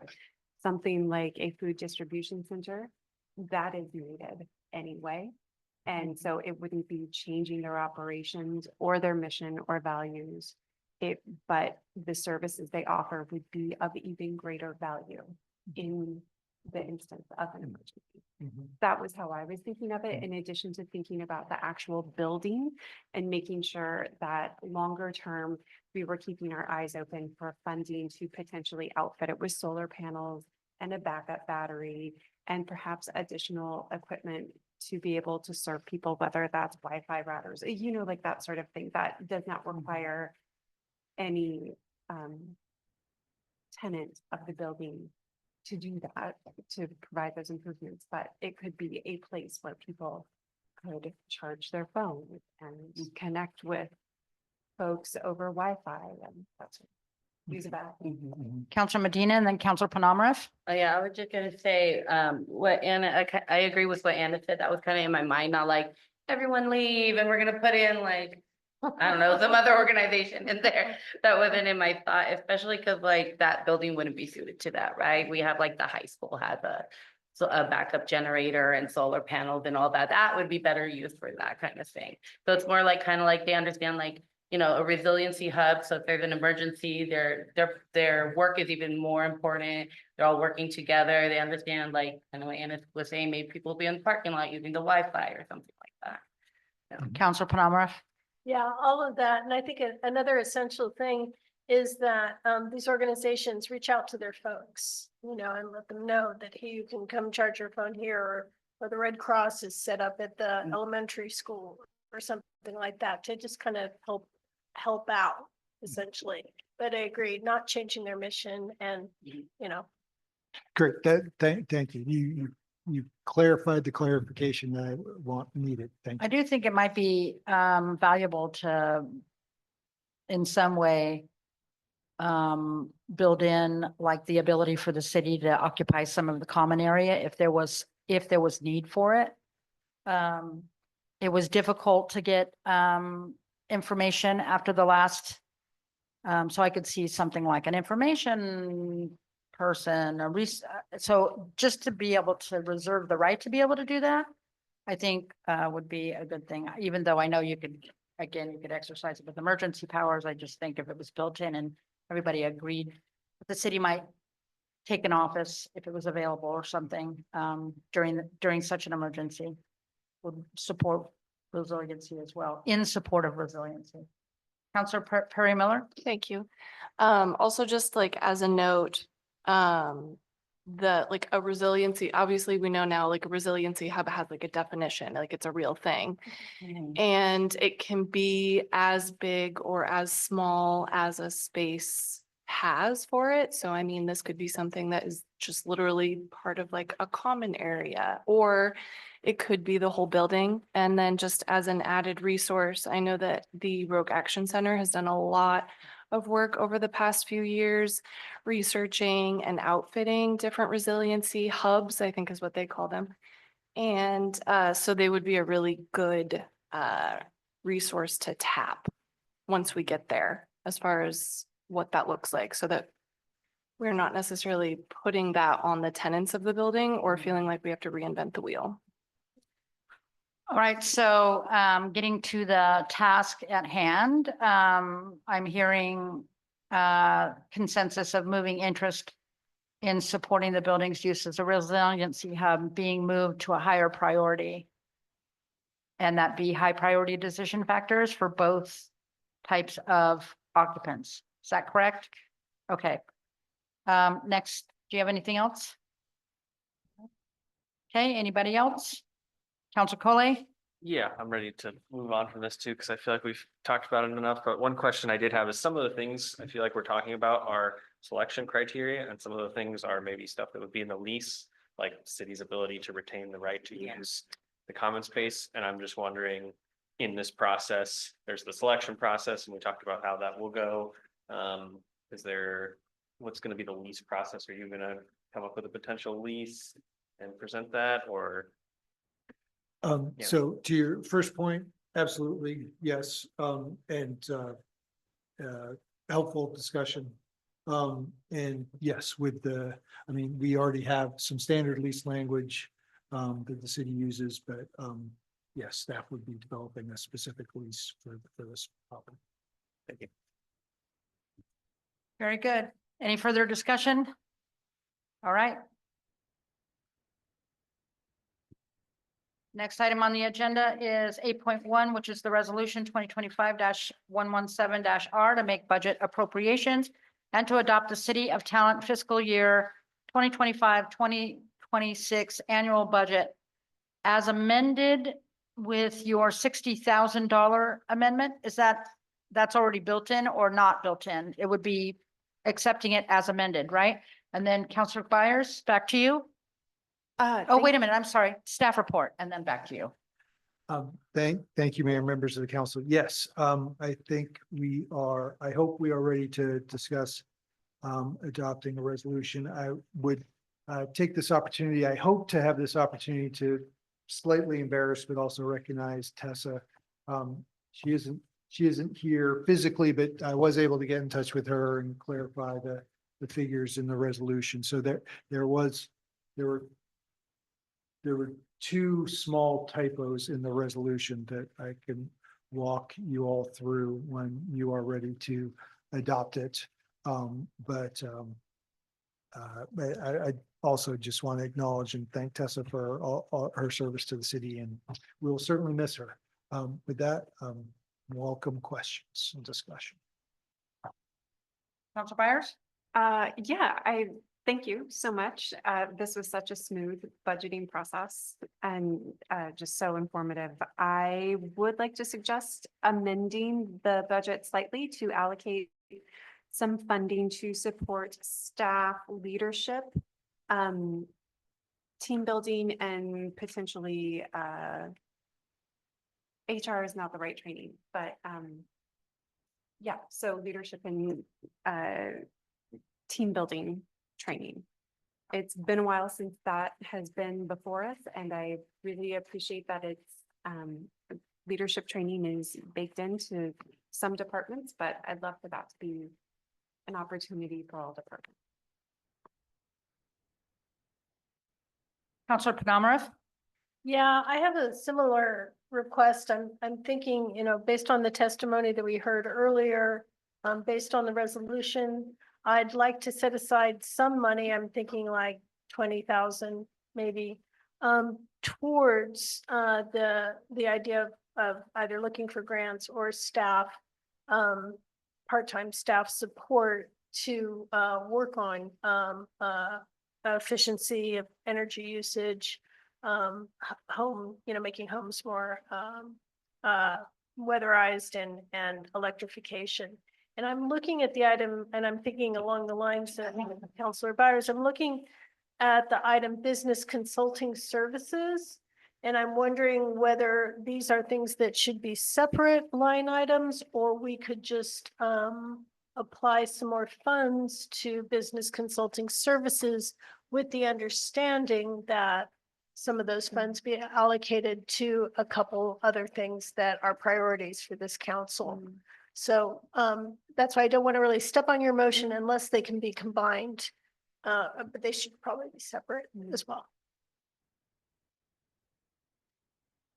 And I'm not sure if Councilor Byers had a dollar figure that you were thinking about. May I respond? Yes, yeah, Counselor I- Byers? I did not have a dollar figure amount in my mind just because I am not fully aware of the cost of training like that. And I am open to suggesting just an overall business a consultant line item increase, but I also would leave again, this isn't my area of deep expertise. I'm not sure if we need to instead allocate, because there are line items elsewhere in the budget that are specifically for training. So I'm not sure if we need to continue to adhere to that standard. Do you have any suggestions, Alex? Yes, on the leadership training, I would request that addition be put in the travel and training line item within the administration department.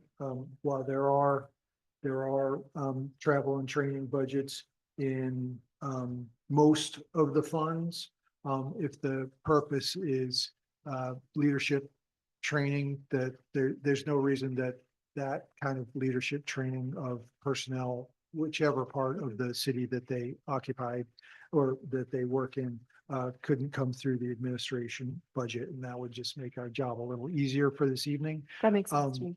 And I think, a really quality event is on the order of a couple $1,000s, I think. So if you wanted to fund 2 of those, I think $5,000 would be a significant contribution to that work. All right.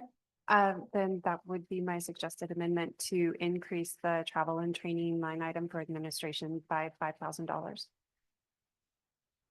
Specific to like team building. Specific to team building and leadership. Thank you. Yeah, I want to make sure I understand what you're proposing. You're talking about like the department heads team building together kind of a thing and yeah, within internal team building amongst together rather than separately, because we're talking, I'm hearing a lot of talk about there's also separate training department, all has separate training, but this would be one where all of the departments come together around team building. Is that what? I can see that, but also I could see how leadership training would be perhaps on a more individual basis.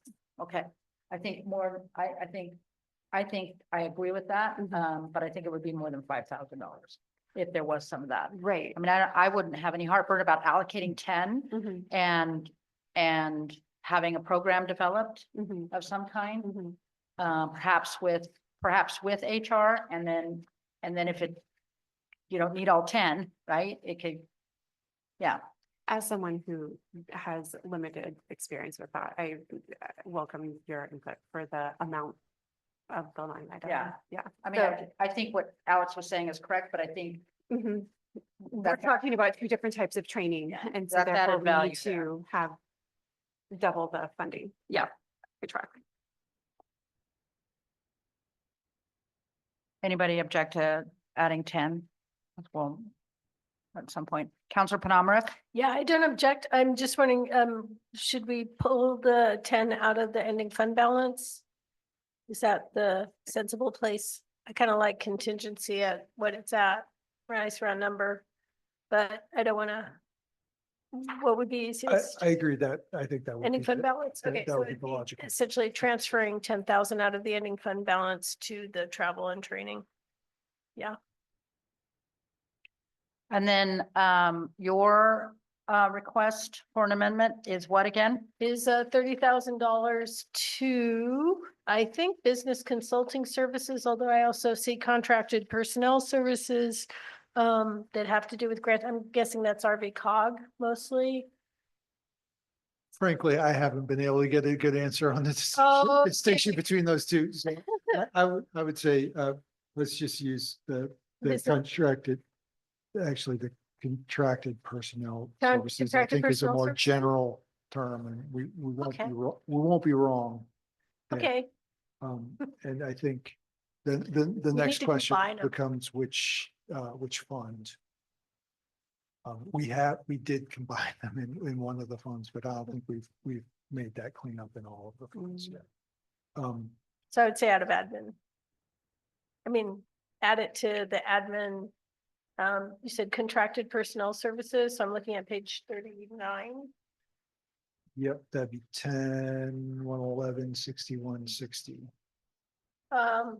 Yes, 10. Oh, I'm in 110. community development. Sorry. instead of admin. Oh, if it's more appropriate in community development, maybe that's, yeah, maybe that's better. What page is that? That was page 41 of the packet. 10, 111, 61, 60. It's the 8th line on page 41. 61, 60. Okay, great. Yeah, so there's a proposed, there's an approved, oh wow, we went up. Okay, so there's approved 75,000 there, up from proposed 50,000. I don't remember how it went from 50 to 75,000. This was the place that we consolidated it. So the 25 came out of the business consulting. Gotcha, okay. So my request would be to add 30,000 to that, out of the ending fund balance, for the purposes of, what the resolution calls for. I feel like I'd like to hear a little more specificity about that. Yeah. I heard grant writer just a few minutes ago, and now I'm hearing for what the resolution calls for. Well, the resolution does call for looking for grants and staff and staffing to help residents convert to weatherize their homes to more energy efficiency. So I hear, So- I think that's different than, and I'm not trying to be argumentative, but I want to make sure we're all very clear because I think the dollar amount will be the difference. I'm hearing grant writing so that you can fund the efforts of the resolution is one thing I heard. And then now what I'm hearing is money to grant write and to staff what's in the resolution. And so then why hire a grant writer if we're just gonna, Right, right. Yeah, I think whatever presents itself, I think we were talking kind of casually about maybe working with Ashland staff with an IGA or something. I'm not sure what the best way forward would be. But the opportunities in front of us is to either develop an ordinance and or like the resolution says, educate folks on how to make their homes more environment, how to make it more energy efficient and save money, as well as more climate friendly. and to that end, I feel like funding a grant writer gives us a greater opportunity rather than trying to fund a staff member or fund an IGA. I feel like, sure, I feel like we could, if we funded a grant writer, that gives us a more opportunity for more funding and to get further down the road rather than trying to staff the mission of the resolution. Sure. Yeah, so $30,000 for a grant writer. Yeah, for grant writing towards the resolution. Yeah, Yeah, right. yeah. So I thought you were. A grant writer specific to the resolution. Okay. Yeah. Yeah. Still in the same category though, right? 6160, contracted personnel services. Yeah. Yeah. I want to piggyback on your thing because mine was separate, but I don't think it has to be. He thought this was going to be smooth.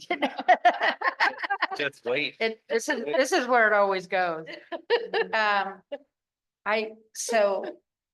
I sat in on the budget committee meetings, and one of the comments that was made in one of the meetings was, I see a wish list of things without any money to get us there. And I had two concerns about that comment. One was, when I looked at that wish list, those are all things that we either take care of through SDCs or through grants, typically grants. Like there is a CIP list here that's worth millions of dollars, and so much of that stuff is offset by grants. And, or, like typically offset by grants. I don't think anybody would disagree with that, right? The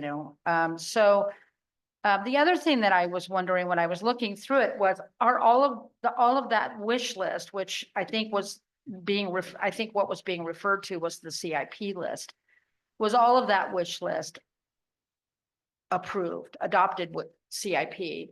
I'm assuming that what's in the current budget is all adopted CIP. Is that correct?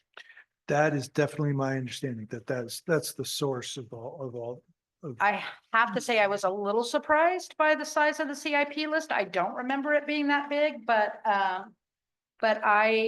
since there's not a request for the funds out of our budget for any of the CIP, I don't have any heartburn about it being that big. I would just say that what it demonstrates is that we do have the need for more grant writing support.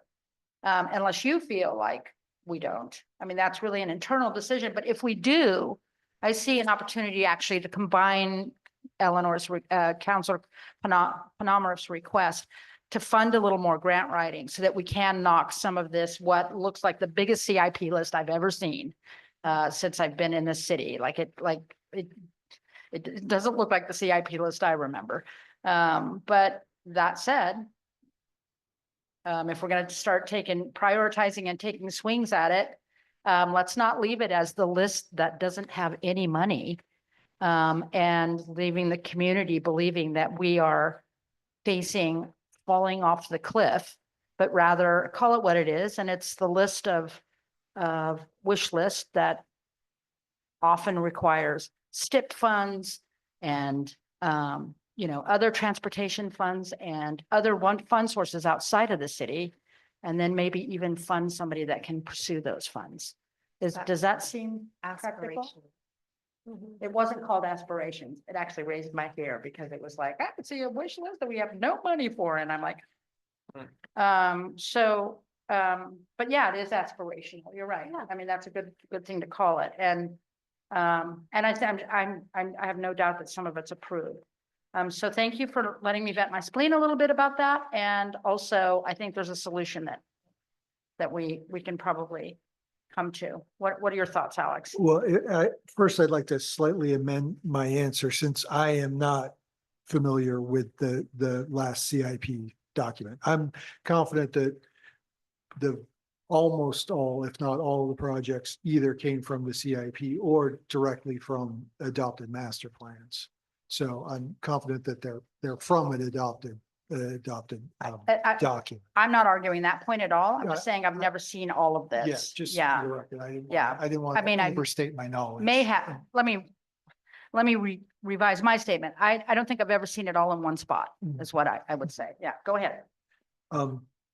So in terms of where we would could or would want to place more dollars for grant writing, I think it would be I think it would be good to have a conversation about sort of which of the utilities and which is of the areas that the council would want to prioritize that work in. I think the other factor, just to make sure that we're all considering, and it's relevant to the energy efficiency grant writing as well, is there are very few large government, I shouldn't say very few, many of the larger government grants do have a minimum match requirement, of course. So I don't want to lose that reality. The other is that taking on grant projects is not without risk. You know, we are working on recovery of funds that were expended through grants right now. And I cannot say with 100% confidence that we're going to be able to recover every dollar. But with all that said, certainly if that is the wish of the council, to make sure that we have more resources to hire either external grant writer or that's probably the right decision for this evening. If you all want to talk about it in the medium to long term, I think there may be more efficiency in hiring a staff person who is both a grant manager and a grant writer, rather than, I think for this evening's purposes, if you wanted to bump the city's capabilities for writing additional grants, I think again, it would make sense to just put that in admin, and that would leave the council the flexibility to provide additional direction in the future about which parts of the city you want to focus that effort on. Right. Can I just ask a question that's a little bit irrelevant? And that is, so when I did look at the CIP list, it is important, I think, for all of us to know that these are the aspirations of the city and needs. Needs is definitely an appropriate word here. Would it be normal for it to be put into the budget if we're not actually seeking to pay for those things, or if we don't have foreseeable funds to pay for those things? I just was a little surprised to see it, and maybe it's just because I don't remember seeing it in a former budget. Doesn't mean it wasn't there. I'm just wondering if is there any reason to have it there or to not have it there? Because if it doesn't matter one way or the other, I don't really care, but I just found it odd that we had millions of dollars. I think it was $30 million worth of projects that don't really have any fund sources.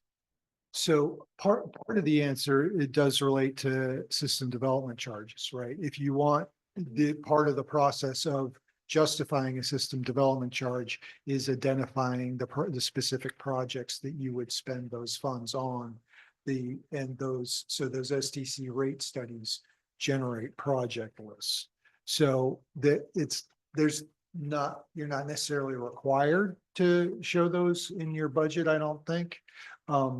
But I think it's a good practice that the city is doing that. I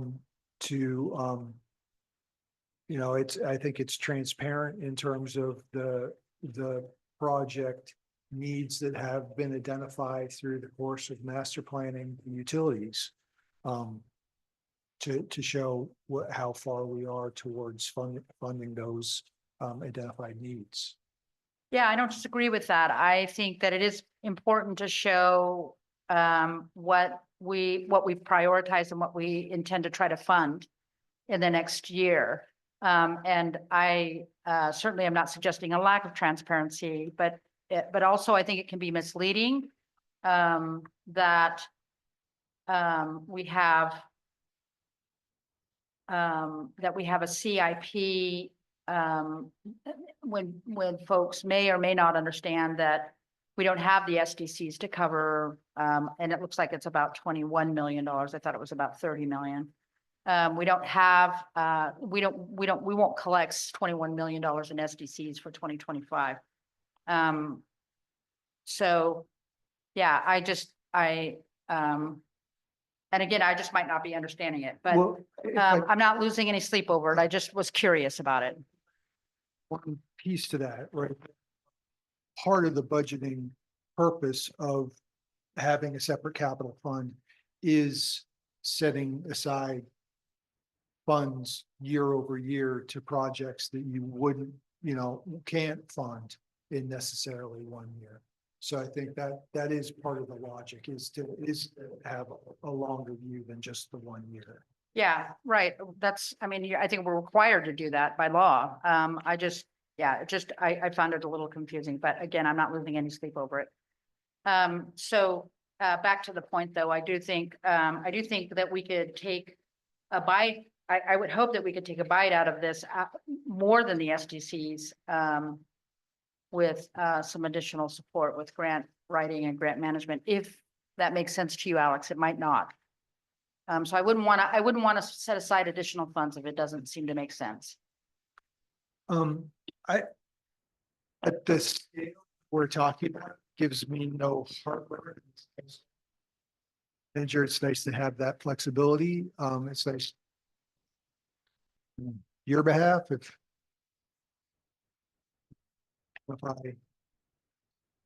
we want to go after. So, yeah, I have no objection, certainly no objection. Great. Counselor Collet? Yeah, I'm just curious how that factors into the rest of the city staff's ability and capacity to complete these projects. I know a lot of capital improvement projects, majority of, or a large portion of the legwork would be done by contractors, but there's still planning work that needs to be done by staff and overseeing of contractors by staff. So does there need to be additional funding put towards that? Or like, I just don't want to, get grants and have a grant manager and then not have the city staff to actually execute on these projects. Well, I would imagine some of that would be built into a grant, and I don't think the city manager would apply for a grant that they couldn't handle, right? So if he didn't write any grants because of capacity, that would be that decision, right? Yeah, because I don't think what we're asking for by adding additional funds is that you have a performance metric on that. Right. That makes sense. Counselor Penamara? Yeah, I'll just add that I was seeing last year some state grants where there was admin money built in, where you could basically just hire somebody and say, go around and do these home audits, send me the bill, and you're pretty much done. And they built in the ad money, so it really wouldn't cost any extra staff time to execute. That simplifies it a little bit, but that's a little aspirational, but yeah, to that point, though, I still don't think Alex would write a grant for something that they wouldn't be able to. Oh, no, I totally Yeah, agree with yeah. that. I'm just saying they're not all, that some of them take that into. All right. Anybody else have any further points on this? So 30, maybe 50 instead. And it could be used for with the idea that would they be seeking grants in both of those areas? Both the capital projects and, Mhm. yeah. I but mean, you only you're get one. certainly welcome to divvy up the amounts if you'd like, but yeah. So you're talking about putting it on the same line item? Yeah, and actually, sorry to interrupt. If we want it to be more flexible and probably the materials and services administration on page 39 rather than the community development, which I suggested last time, it is probably the most flexible place to put it. So I'd request that if you all adopt an increase, that it go to on page 39 of the packet, 110, 6160 contracted personnel services under administration. That's 40,000, right? They currently 40,000, yes. So why don't we just round it up? Add 60. I'm gonna leave it to the council. And just, keeping, I'll just Can I, sorry? Go ahead. Ask me. Mhm. Just whatever doesn't get used, goes into ending fund balance anyway. So, yeah, I think, I'd be happy with 50 or 60. Great. To Yeah, not to make too fine of a point of this, but last year we used ARPA funding for water meters, thankfully. And then we contracted somebody to write a grant for the state goal, thankfully. That worked out perfectly, and I can see the value of having dedicated funding for that. So with that, there's nothing Wait, else. can we decide a number? I said I thought 50 you or did. 60. Yeah. All right, I want to say 60. Sounds great. Does anybody Okay. object to 60? 60. And the end would, and any unused balance would go into the ending, back into Yes. the ending balance. So now we have, do we want to recap the amendments before we? Sure. Yeah. So, correct me if I'm wrong.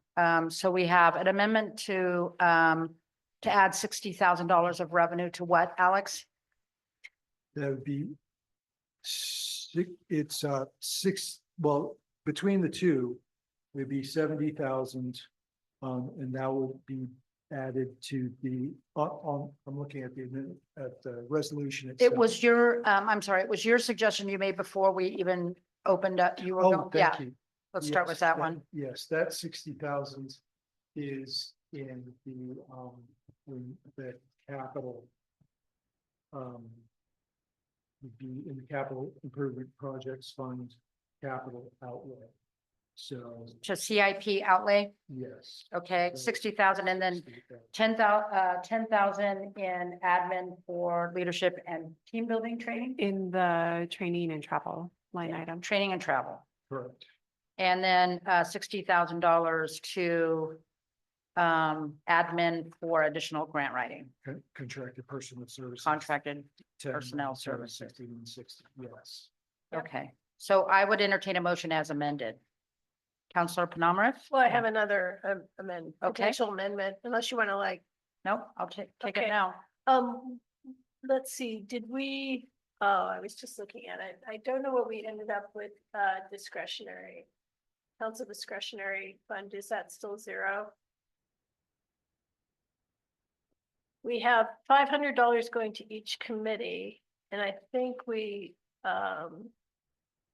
and I lost it, but I had it.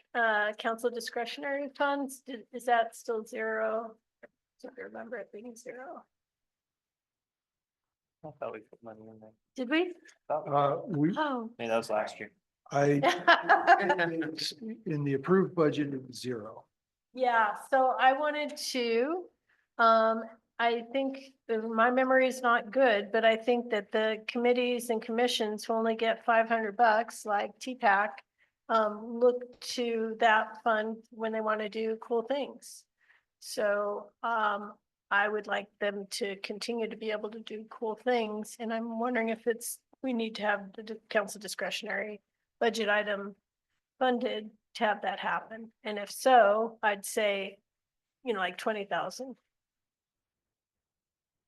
Any comments on that? Counselor Perry Miller? Yeah, I agree, that council discretionary is a really great place to take things out of when community projects come up, commission projects come up, and it also makes it a lot easier if there's not an obvious place to take that out of. Counselor Byers? Oh, I was just curious about 20,000 since historically it's been 10. It was 15. last 15. year. Okay. Any other comments? Is there consensus to add that as an amendment? Where's that coming from, Counselor? It's Penamara? coming from the ending fund balance, and the number is 10-121-6505.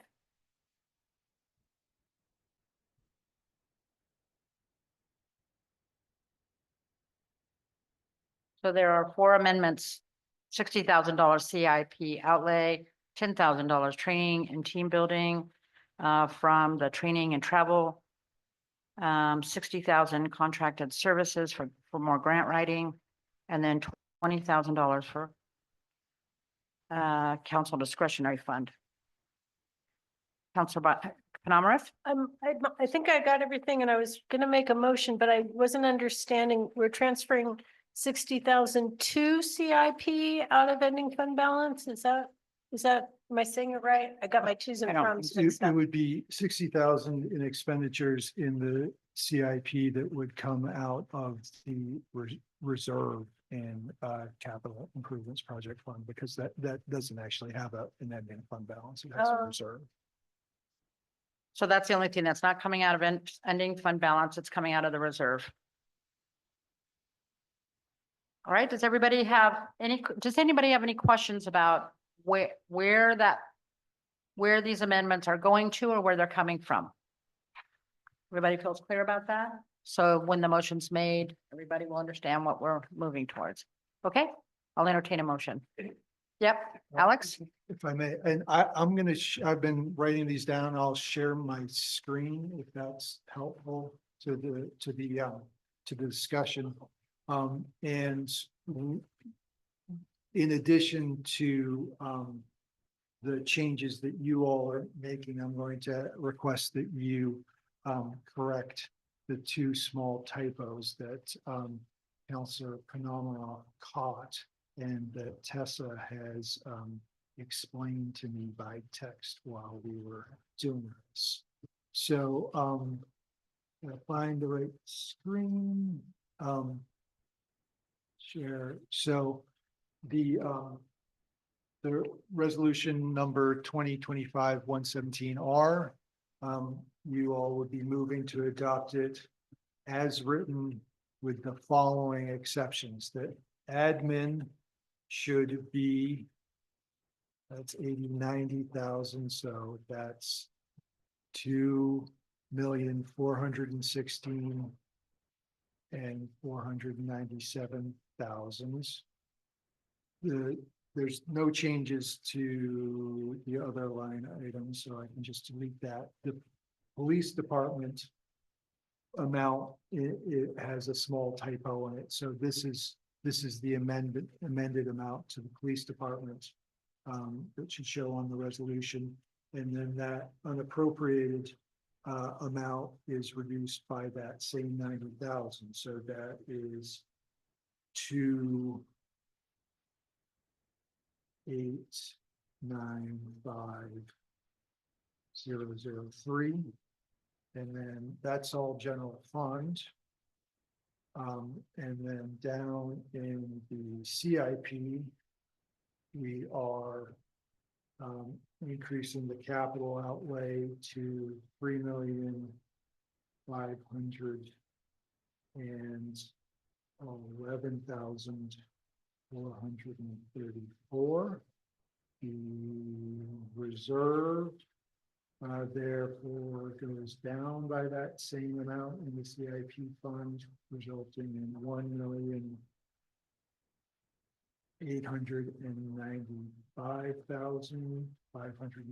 $1,895,560. And then, so we've taken out 90 and 60, so the total unappropriated reserve amounts, all funds, needs to come down by 150, which would be total reserve unappropriated is 8,686,000,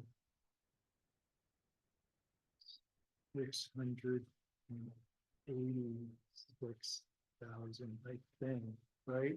68 plus 15 is 73, yeah. So these would be the 60 plus 15 is 80.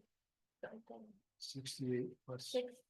Oh, yes, so 780. it should be 5, thank you, so it should be 8,586, because 58 plus 15 is 70. Thank I you. don't do mental Yeah, math in public. Yeah, Ugh. really. I was just like, that sounds wrong. But that was the one I was nervous about, which is why I said it out loud.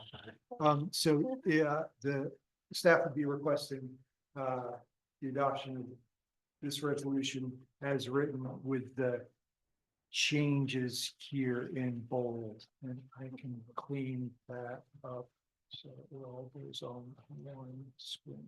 I wish I'd been looking at my screen instead of trying to read it up there because I couldn't see anything. I'm still not I would have trouble making the motion because I'm not sure it's not clear from here. Is it adding or subtracting, or is this just a new This is just the number? new number. So, the motion would be the resolution, as proposed with the following exceptions. Admin at this amount, PD at this amount. Okay.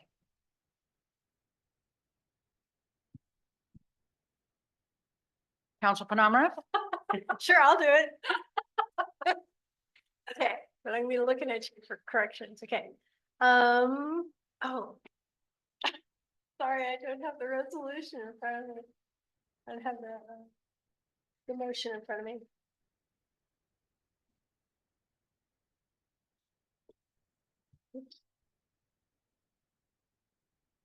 Page 121. Thanks. Sorry, 121.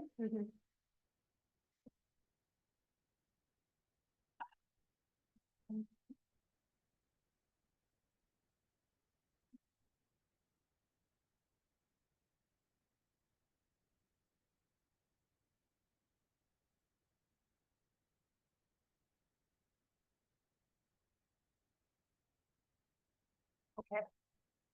I move to adopt resolution number 2025-117R to make budget appropriations and adopt the City of Talent fiscal year 2025 to 2026 annual budget with the following exceptions.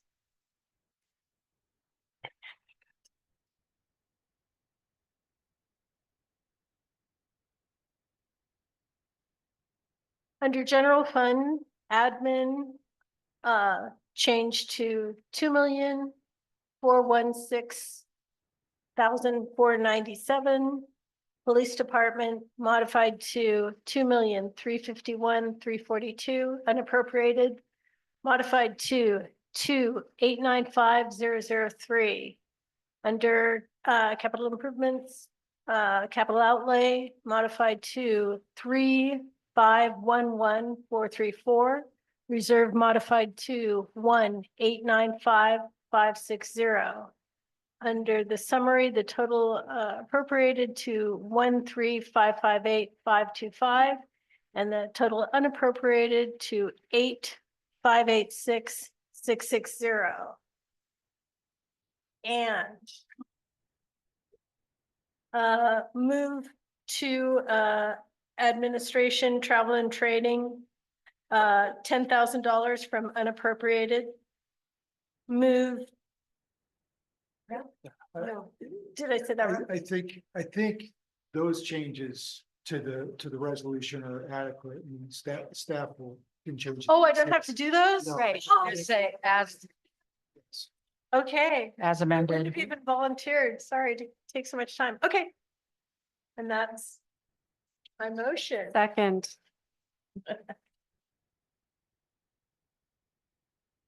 We have a motion and a second as stated to the record by Councilor Penamara. Is there any further discussion? Any further discussion? Roll call, please. Councilor Polly, Yes. Councilor Penemra, Yes. Councilor Medina, Yes. Councilor Byers. Yes. Councilor Perry Miller. Yes. Motion carries, Mayor. Thank you, Hector.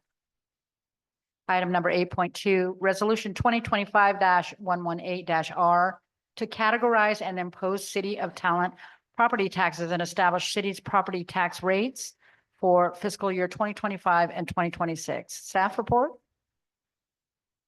Thank you, Mayor. So, although the city's permanent rate is fixed, there's still this need to adopt this resolution in order to empower the county assessor to collect these property taxes on the city's behalf. Any further discussion? Or any questions? I'm sorry. Councilor Byers? No, I have a motion. Councilor Byers? I move to adopt resolution number 2025-118-R to categorize the City of Talent property taxes, impose City of Talent property taxes, and this establish the city's property tax rates for fiscal year 2025, 2026. Second. We have a motion and a second. to adopt resolution number 2025-118-R to categorize the city of the city of Talent property taxes, impose city of Talent property taxes, and establish the city property tax rate for fiscal year 2025 through 2026. Any further discussion? Roll call, please. Counselor Coley, Yes. Counselor Penemroff, Yes. Counselor Medina, Yes. Counselor Byers. Yes. Counselor Parra Miller, Yes. motion carried. Thank you, Hector. Next item on the agenda is 8.3, Resolution 2025-119-R to certify city is eligible to receive state shared revenue and elect to receive state shared revenue fiscal year 2025 through 2026. Staff report? Thank you, Mayor. This resolution enables the city to receive those state shared revenues to which we are entitled as a city that provides the minimum, well, actually, one additional service above the minimum that are required to receive those shared revenues. Any further questions? Counselor Byers? I have a motion. Any questions? Seeing none, I'll entertain the motion. I move to adopt resolution number 2025-119-R to certify the city of Talent, that the city of Talent is eligible to receive state shared revenue funds and elect to have the city receive state shared revenue funds for fiscal year 2025-2026.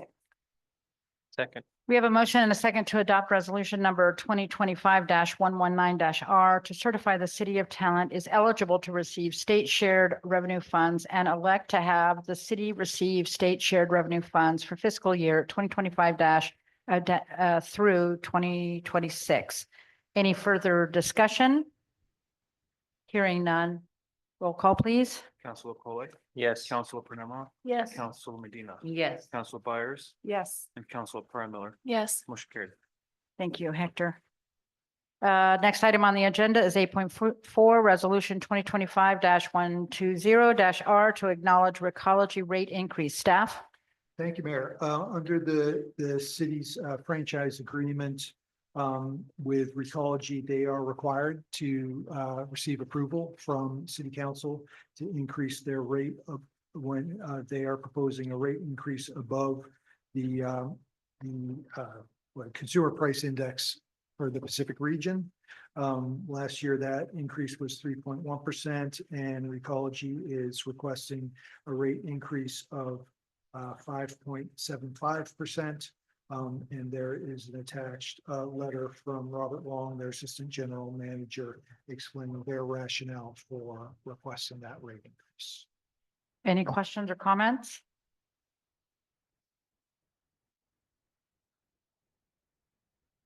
All right, I'll entertain a motion. Counselor Coley? I move to approve resolution number 2025-120-R, approving an annual rate increase of 5 3/4% by city franchisee Recology. Second. We have a motion and a second to approve resolution number 2025-120-R, approving an annual rate increase of 5 3/4% by city franchise Recology. Any further discussion? Hearing none. Roll call, please. Counselor Coley, Yes. Counselor Penemroff, Yes. Counselor Medina, Yes. Counselor Byers, Yes. Counselor Parra Miller, Yes. motion carries, Mayor. Thank you, Hector. Item 8.5 is resolution 2025-121-R to approve staff purchasing maximum authorities. Staff? Thank you. Thank you, Mayor. The only change proposed over what was already authorized in this requested resolution is to increase the Public Works Supervisors purchasing limit from, I believe it was $2,500 previously to $5,000. The Public Works Supervisor often has to purchase equipment for the field, pipe, some substantial items. And he was repeatedly needing support from other staff member to purchase those kinds of items. So we are requesting this resolution in order to increase that staff position's purchasing. So can I ask you a question about this? Is this a new, like, Like, I don't remember ever having a purchase policy for the supervisor. I know we've had one for the department head over the years. Is this like a new policy or are we expanding on a policy that exists? I'm reasonably confident, that this is just a change to the amounts. Yes, yes, that is, there was, the Public Works Supervisor did have purchasing authority previously, and all we are pressing an increase to. All right, thank you for that clarifying answer. Any other questions? Counselor Byers? I have a motion. Counselor Byers? I move to adopt resolution 2025-121-R, a resolution delegating purchasing authority and establishing revised purchasing limits for city staff. Second. We have a motion and a second to adopt resolution 2025-121-R, a resolution delegating purchasing authority and establishing revised purchasing limits for city staff. Any further discussion? I have a question, because I don't think I understand. It says that this resolution is to increase purchasing authority limits for certain city employees and adjusted job titles. But we don't have a list of who those. Do we have a list of who those employees are? We have the job title list, Where is it? exhibit A. Keep going down. 55. One more page. Oh, that's why I don't see it. Okay. I do have a question.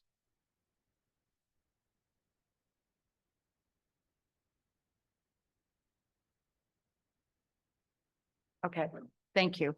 That answers my question. Thank you. Counselor Penamarath? Yeah, so this is just more of a curiosity thing. So if, say the assistant finance director is authorized to spend 5,000, is the assistant finance director is going to still check with her boss, right? To see whether that's okay or not.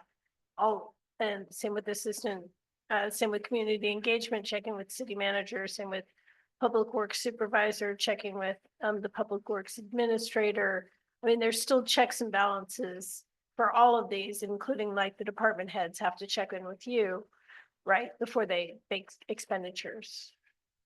Well, yeah, I mean, typical. yes, that is the practice, but, I mean, the letter of what you all are approving here, I mean, and what has been approved is that they have the authority to sign for that cost. And literally their credit card, is capped to prevent costs above that. So, the challenge, as I said, that we're running into is the public works supervisor was in the field, noticing it, observing a need to buy a new plate, one of those big metal plates to cover a hole, and was having to call up their boss, not only for approval, but to actually have Actually them do work. Yeah, yeah. make the payment. Yeah, I just wanted to check and make sure that there's, that there is policy around. People aren't just gonna run off to Neiman Marcus, right? Obviously. Correct. I honestly don't know. I suspect strongly, knowing our finance staff, that our credit cards are categorically limited by what kinds of things that folks are allowed to buy. But I'm gonna check on that. The other thing that we are changing is we are going to be establishing more credit accounts with the key suppliers of Public Works. So we have better paper record of invoices for each item rather than too many of those things showing up on credit cards, which is harder to track. And we're still operating off of a purchase order system, is that right? I'm not exactly sure, honestly, what you mean. Well, the city for years, and I don't know if we do this still, every purchase had to be approved, but through a purchase order. So you had to fill out a purchase order. And so there was an approval process through a purchase order process. I don't believe we are. I mean, yeah, there's no, when I asked Leslie to go purchase some food we did a staff cookout today. I don't believe there's any additional process beyond her making that payment with a city credit card. Well, the benefit of a purchase order process is, and I think there's a policy about it, so it might be worth looking into. The benefit, they're onerous, there's no question about it, but the purchase order process, really motivates staff. Like, I think one of the best outcomes of purchase orders is that it motivates staff to really plan ahead for their, for like their inventory. And there's obviously moments where surprise purchases have to happen, where I would never have this in my inventory, or I would never have this as part of my office supplies. But that purchase orders keep a really strong tracking system in place. And I'm surprised, like, I don't know when it was dropped, but I don't think it was dropped. Yeah, I don't think it was dropped recently. Like, I don't think you dropped it, or maybe Tessa. Because it seems to me like when Kurt was here, there was purchase orders. Mayor, do we need to vote to Counselor extend the meeting? Myers? Do we need to vote to extend the meeting? Oh, probably, yeah. I move to extend the meeting as needed until 10 PM. Second.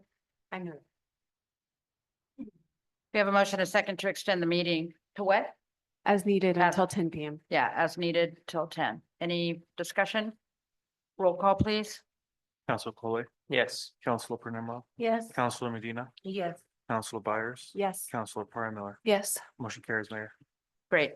It's late. I won't push this any further, but I would like to know if we're not using purchase orders, like what took its place? What controls took its place? Sure. Yeah. And so, well, I can tell you, I mean, part of the reason that we're moving to credit accounts and reducing the number of purchases that are on credit cards is that any payment against an invoice is generated by the assistant finance director and then signed and reviewed by both the finance director and the city manager. So I think we do have pretty robust financial controls in place.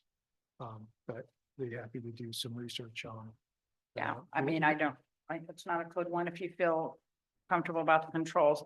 But I don't think we've seen a purchasing policy for a while. It might be good just to look at it at some point in time when we have all that extra time. All right, so moving us then, let's see, did we dispose of this item? Did we? No. So any other questions? I'll entertain a motion. We have a motion on. the Oh, floor. okay, motion. That's right. We're in deliberation. If there's no further discussion, roll call, please. Counselor Collet, Yes. Counselor Penemra, Yes. Counselor Medina, Yes. Counselor Byers. Yes. And Counselor Parra Miller, Yes. motion carries, Mayor. Thank you. Next item on the agenda is department reports. Do you want to forego those for tonight? So everybody can go home?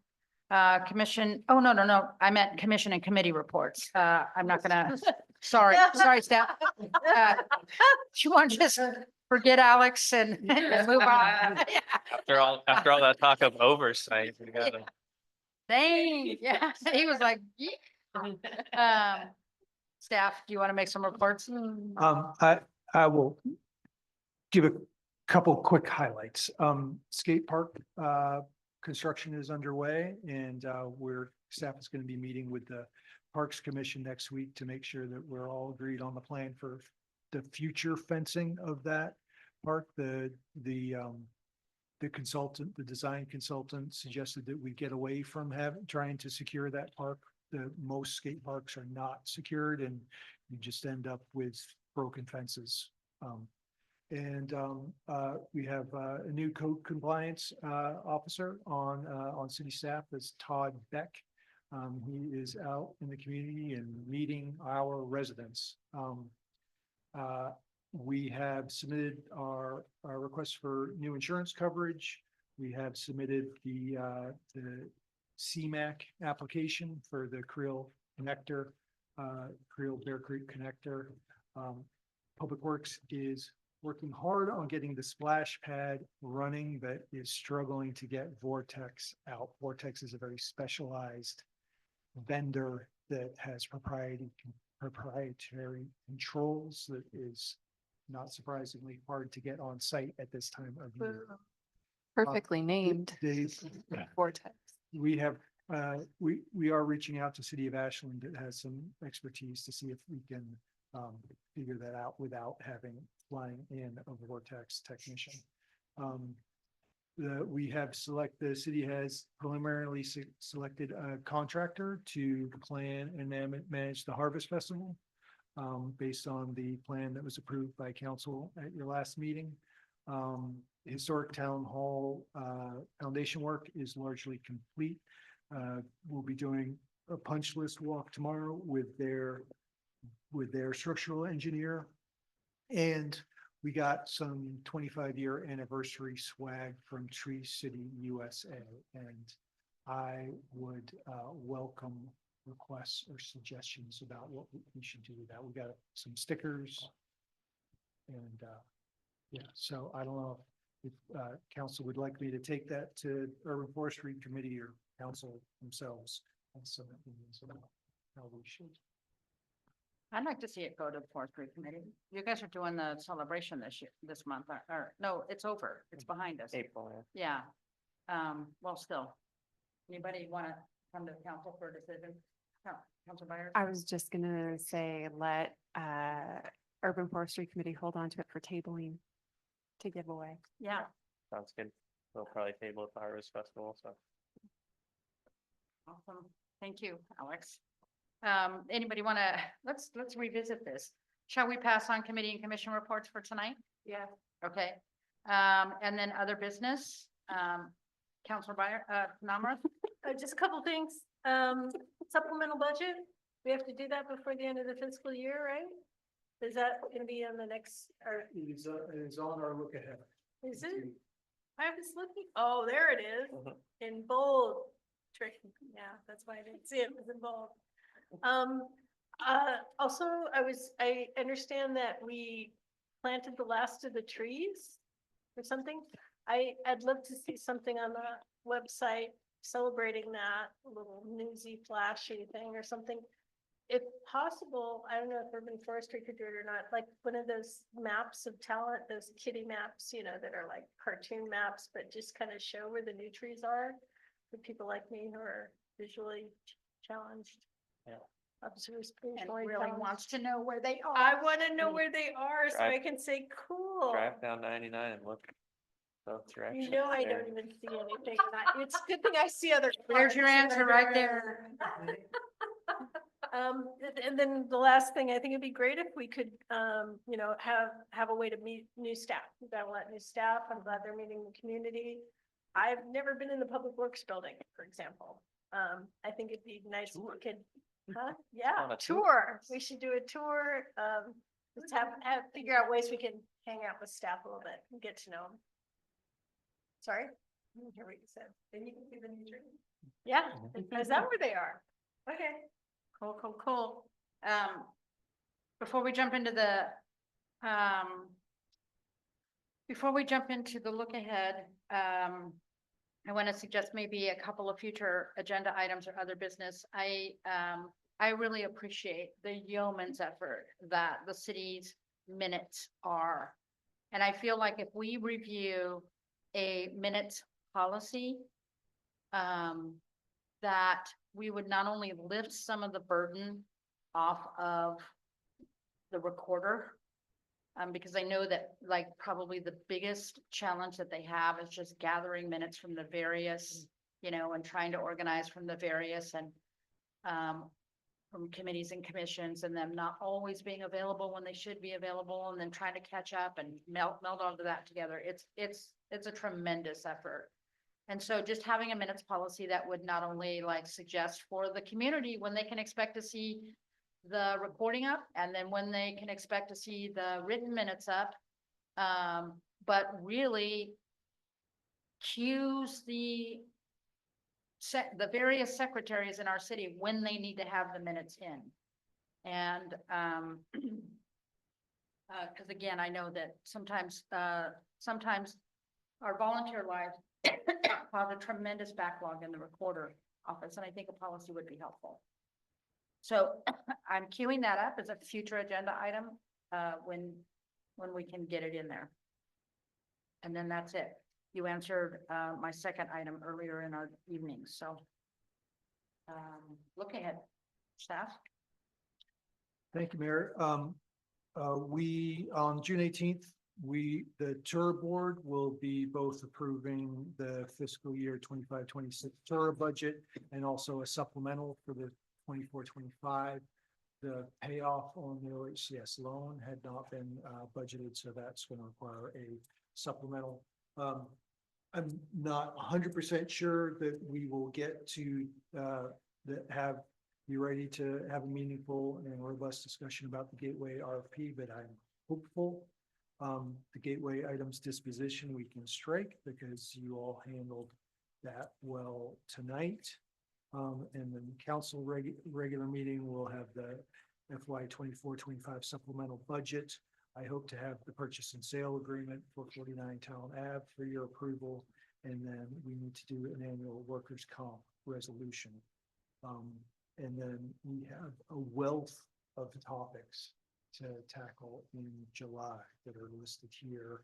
I think revenue options, chronic nuisance code, and possibly the exec order, I think are things that I might prioritize.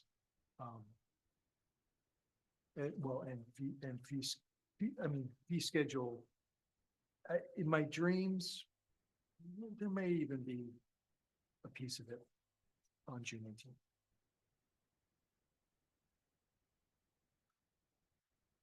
All right. Anybody else for other or future agenda items? Can I say just, I'm not really interested in, seeing another jail presentation. I see that under as future unscheduled items. Thanks, Counselor. I had meant to mention that is new there. That was what I did receive that request, or that request came in through Chief Snook.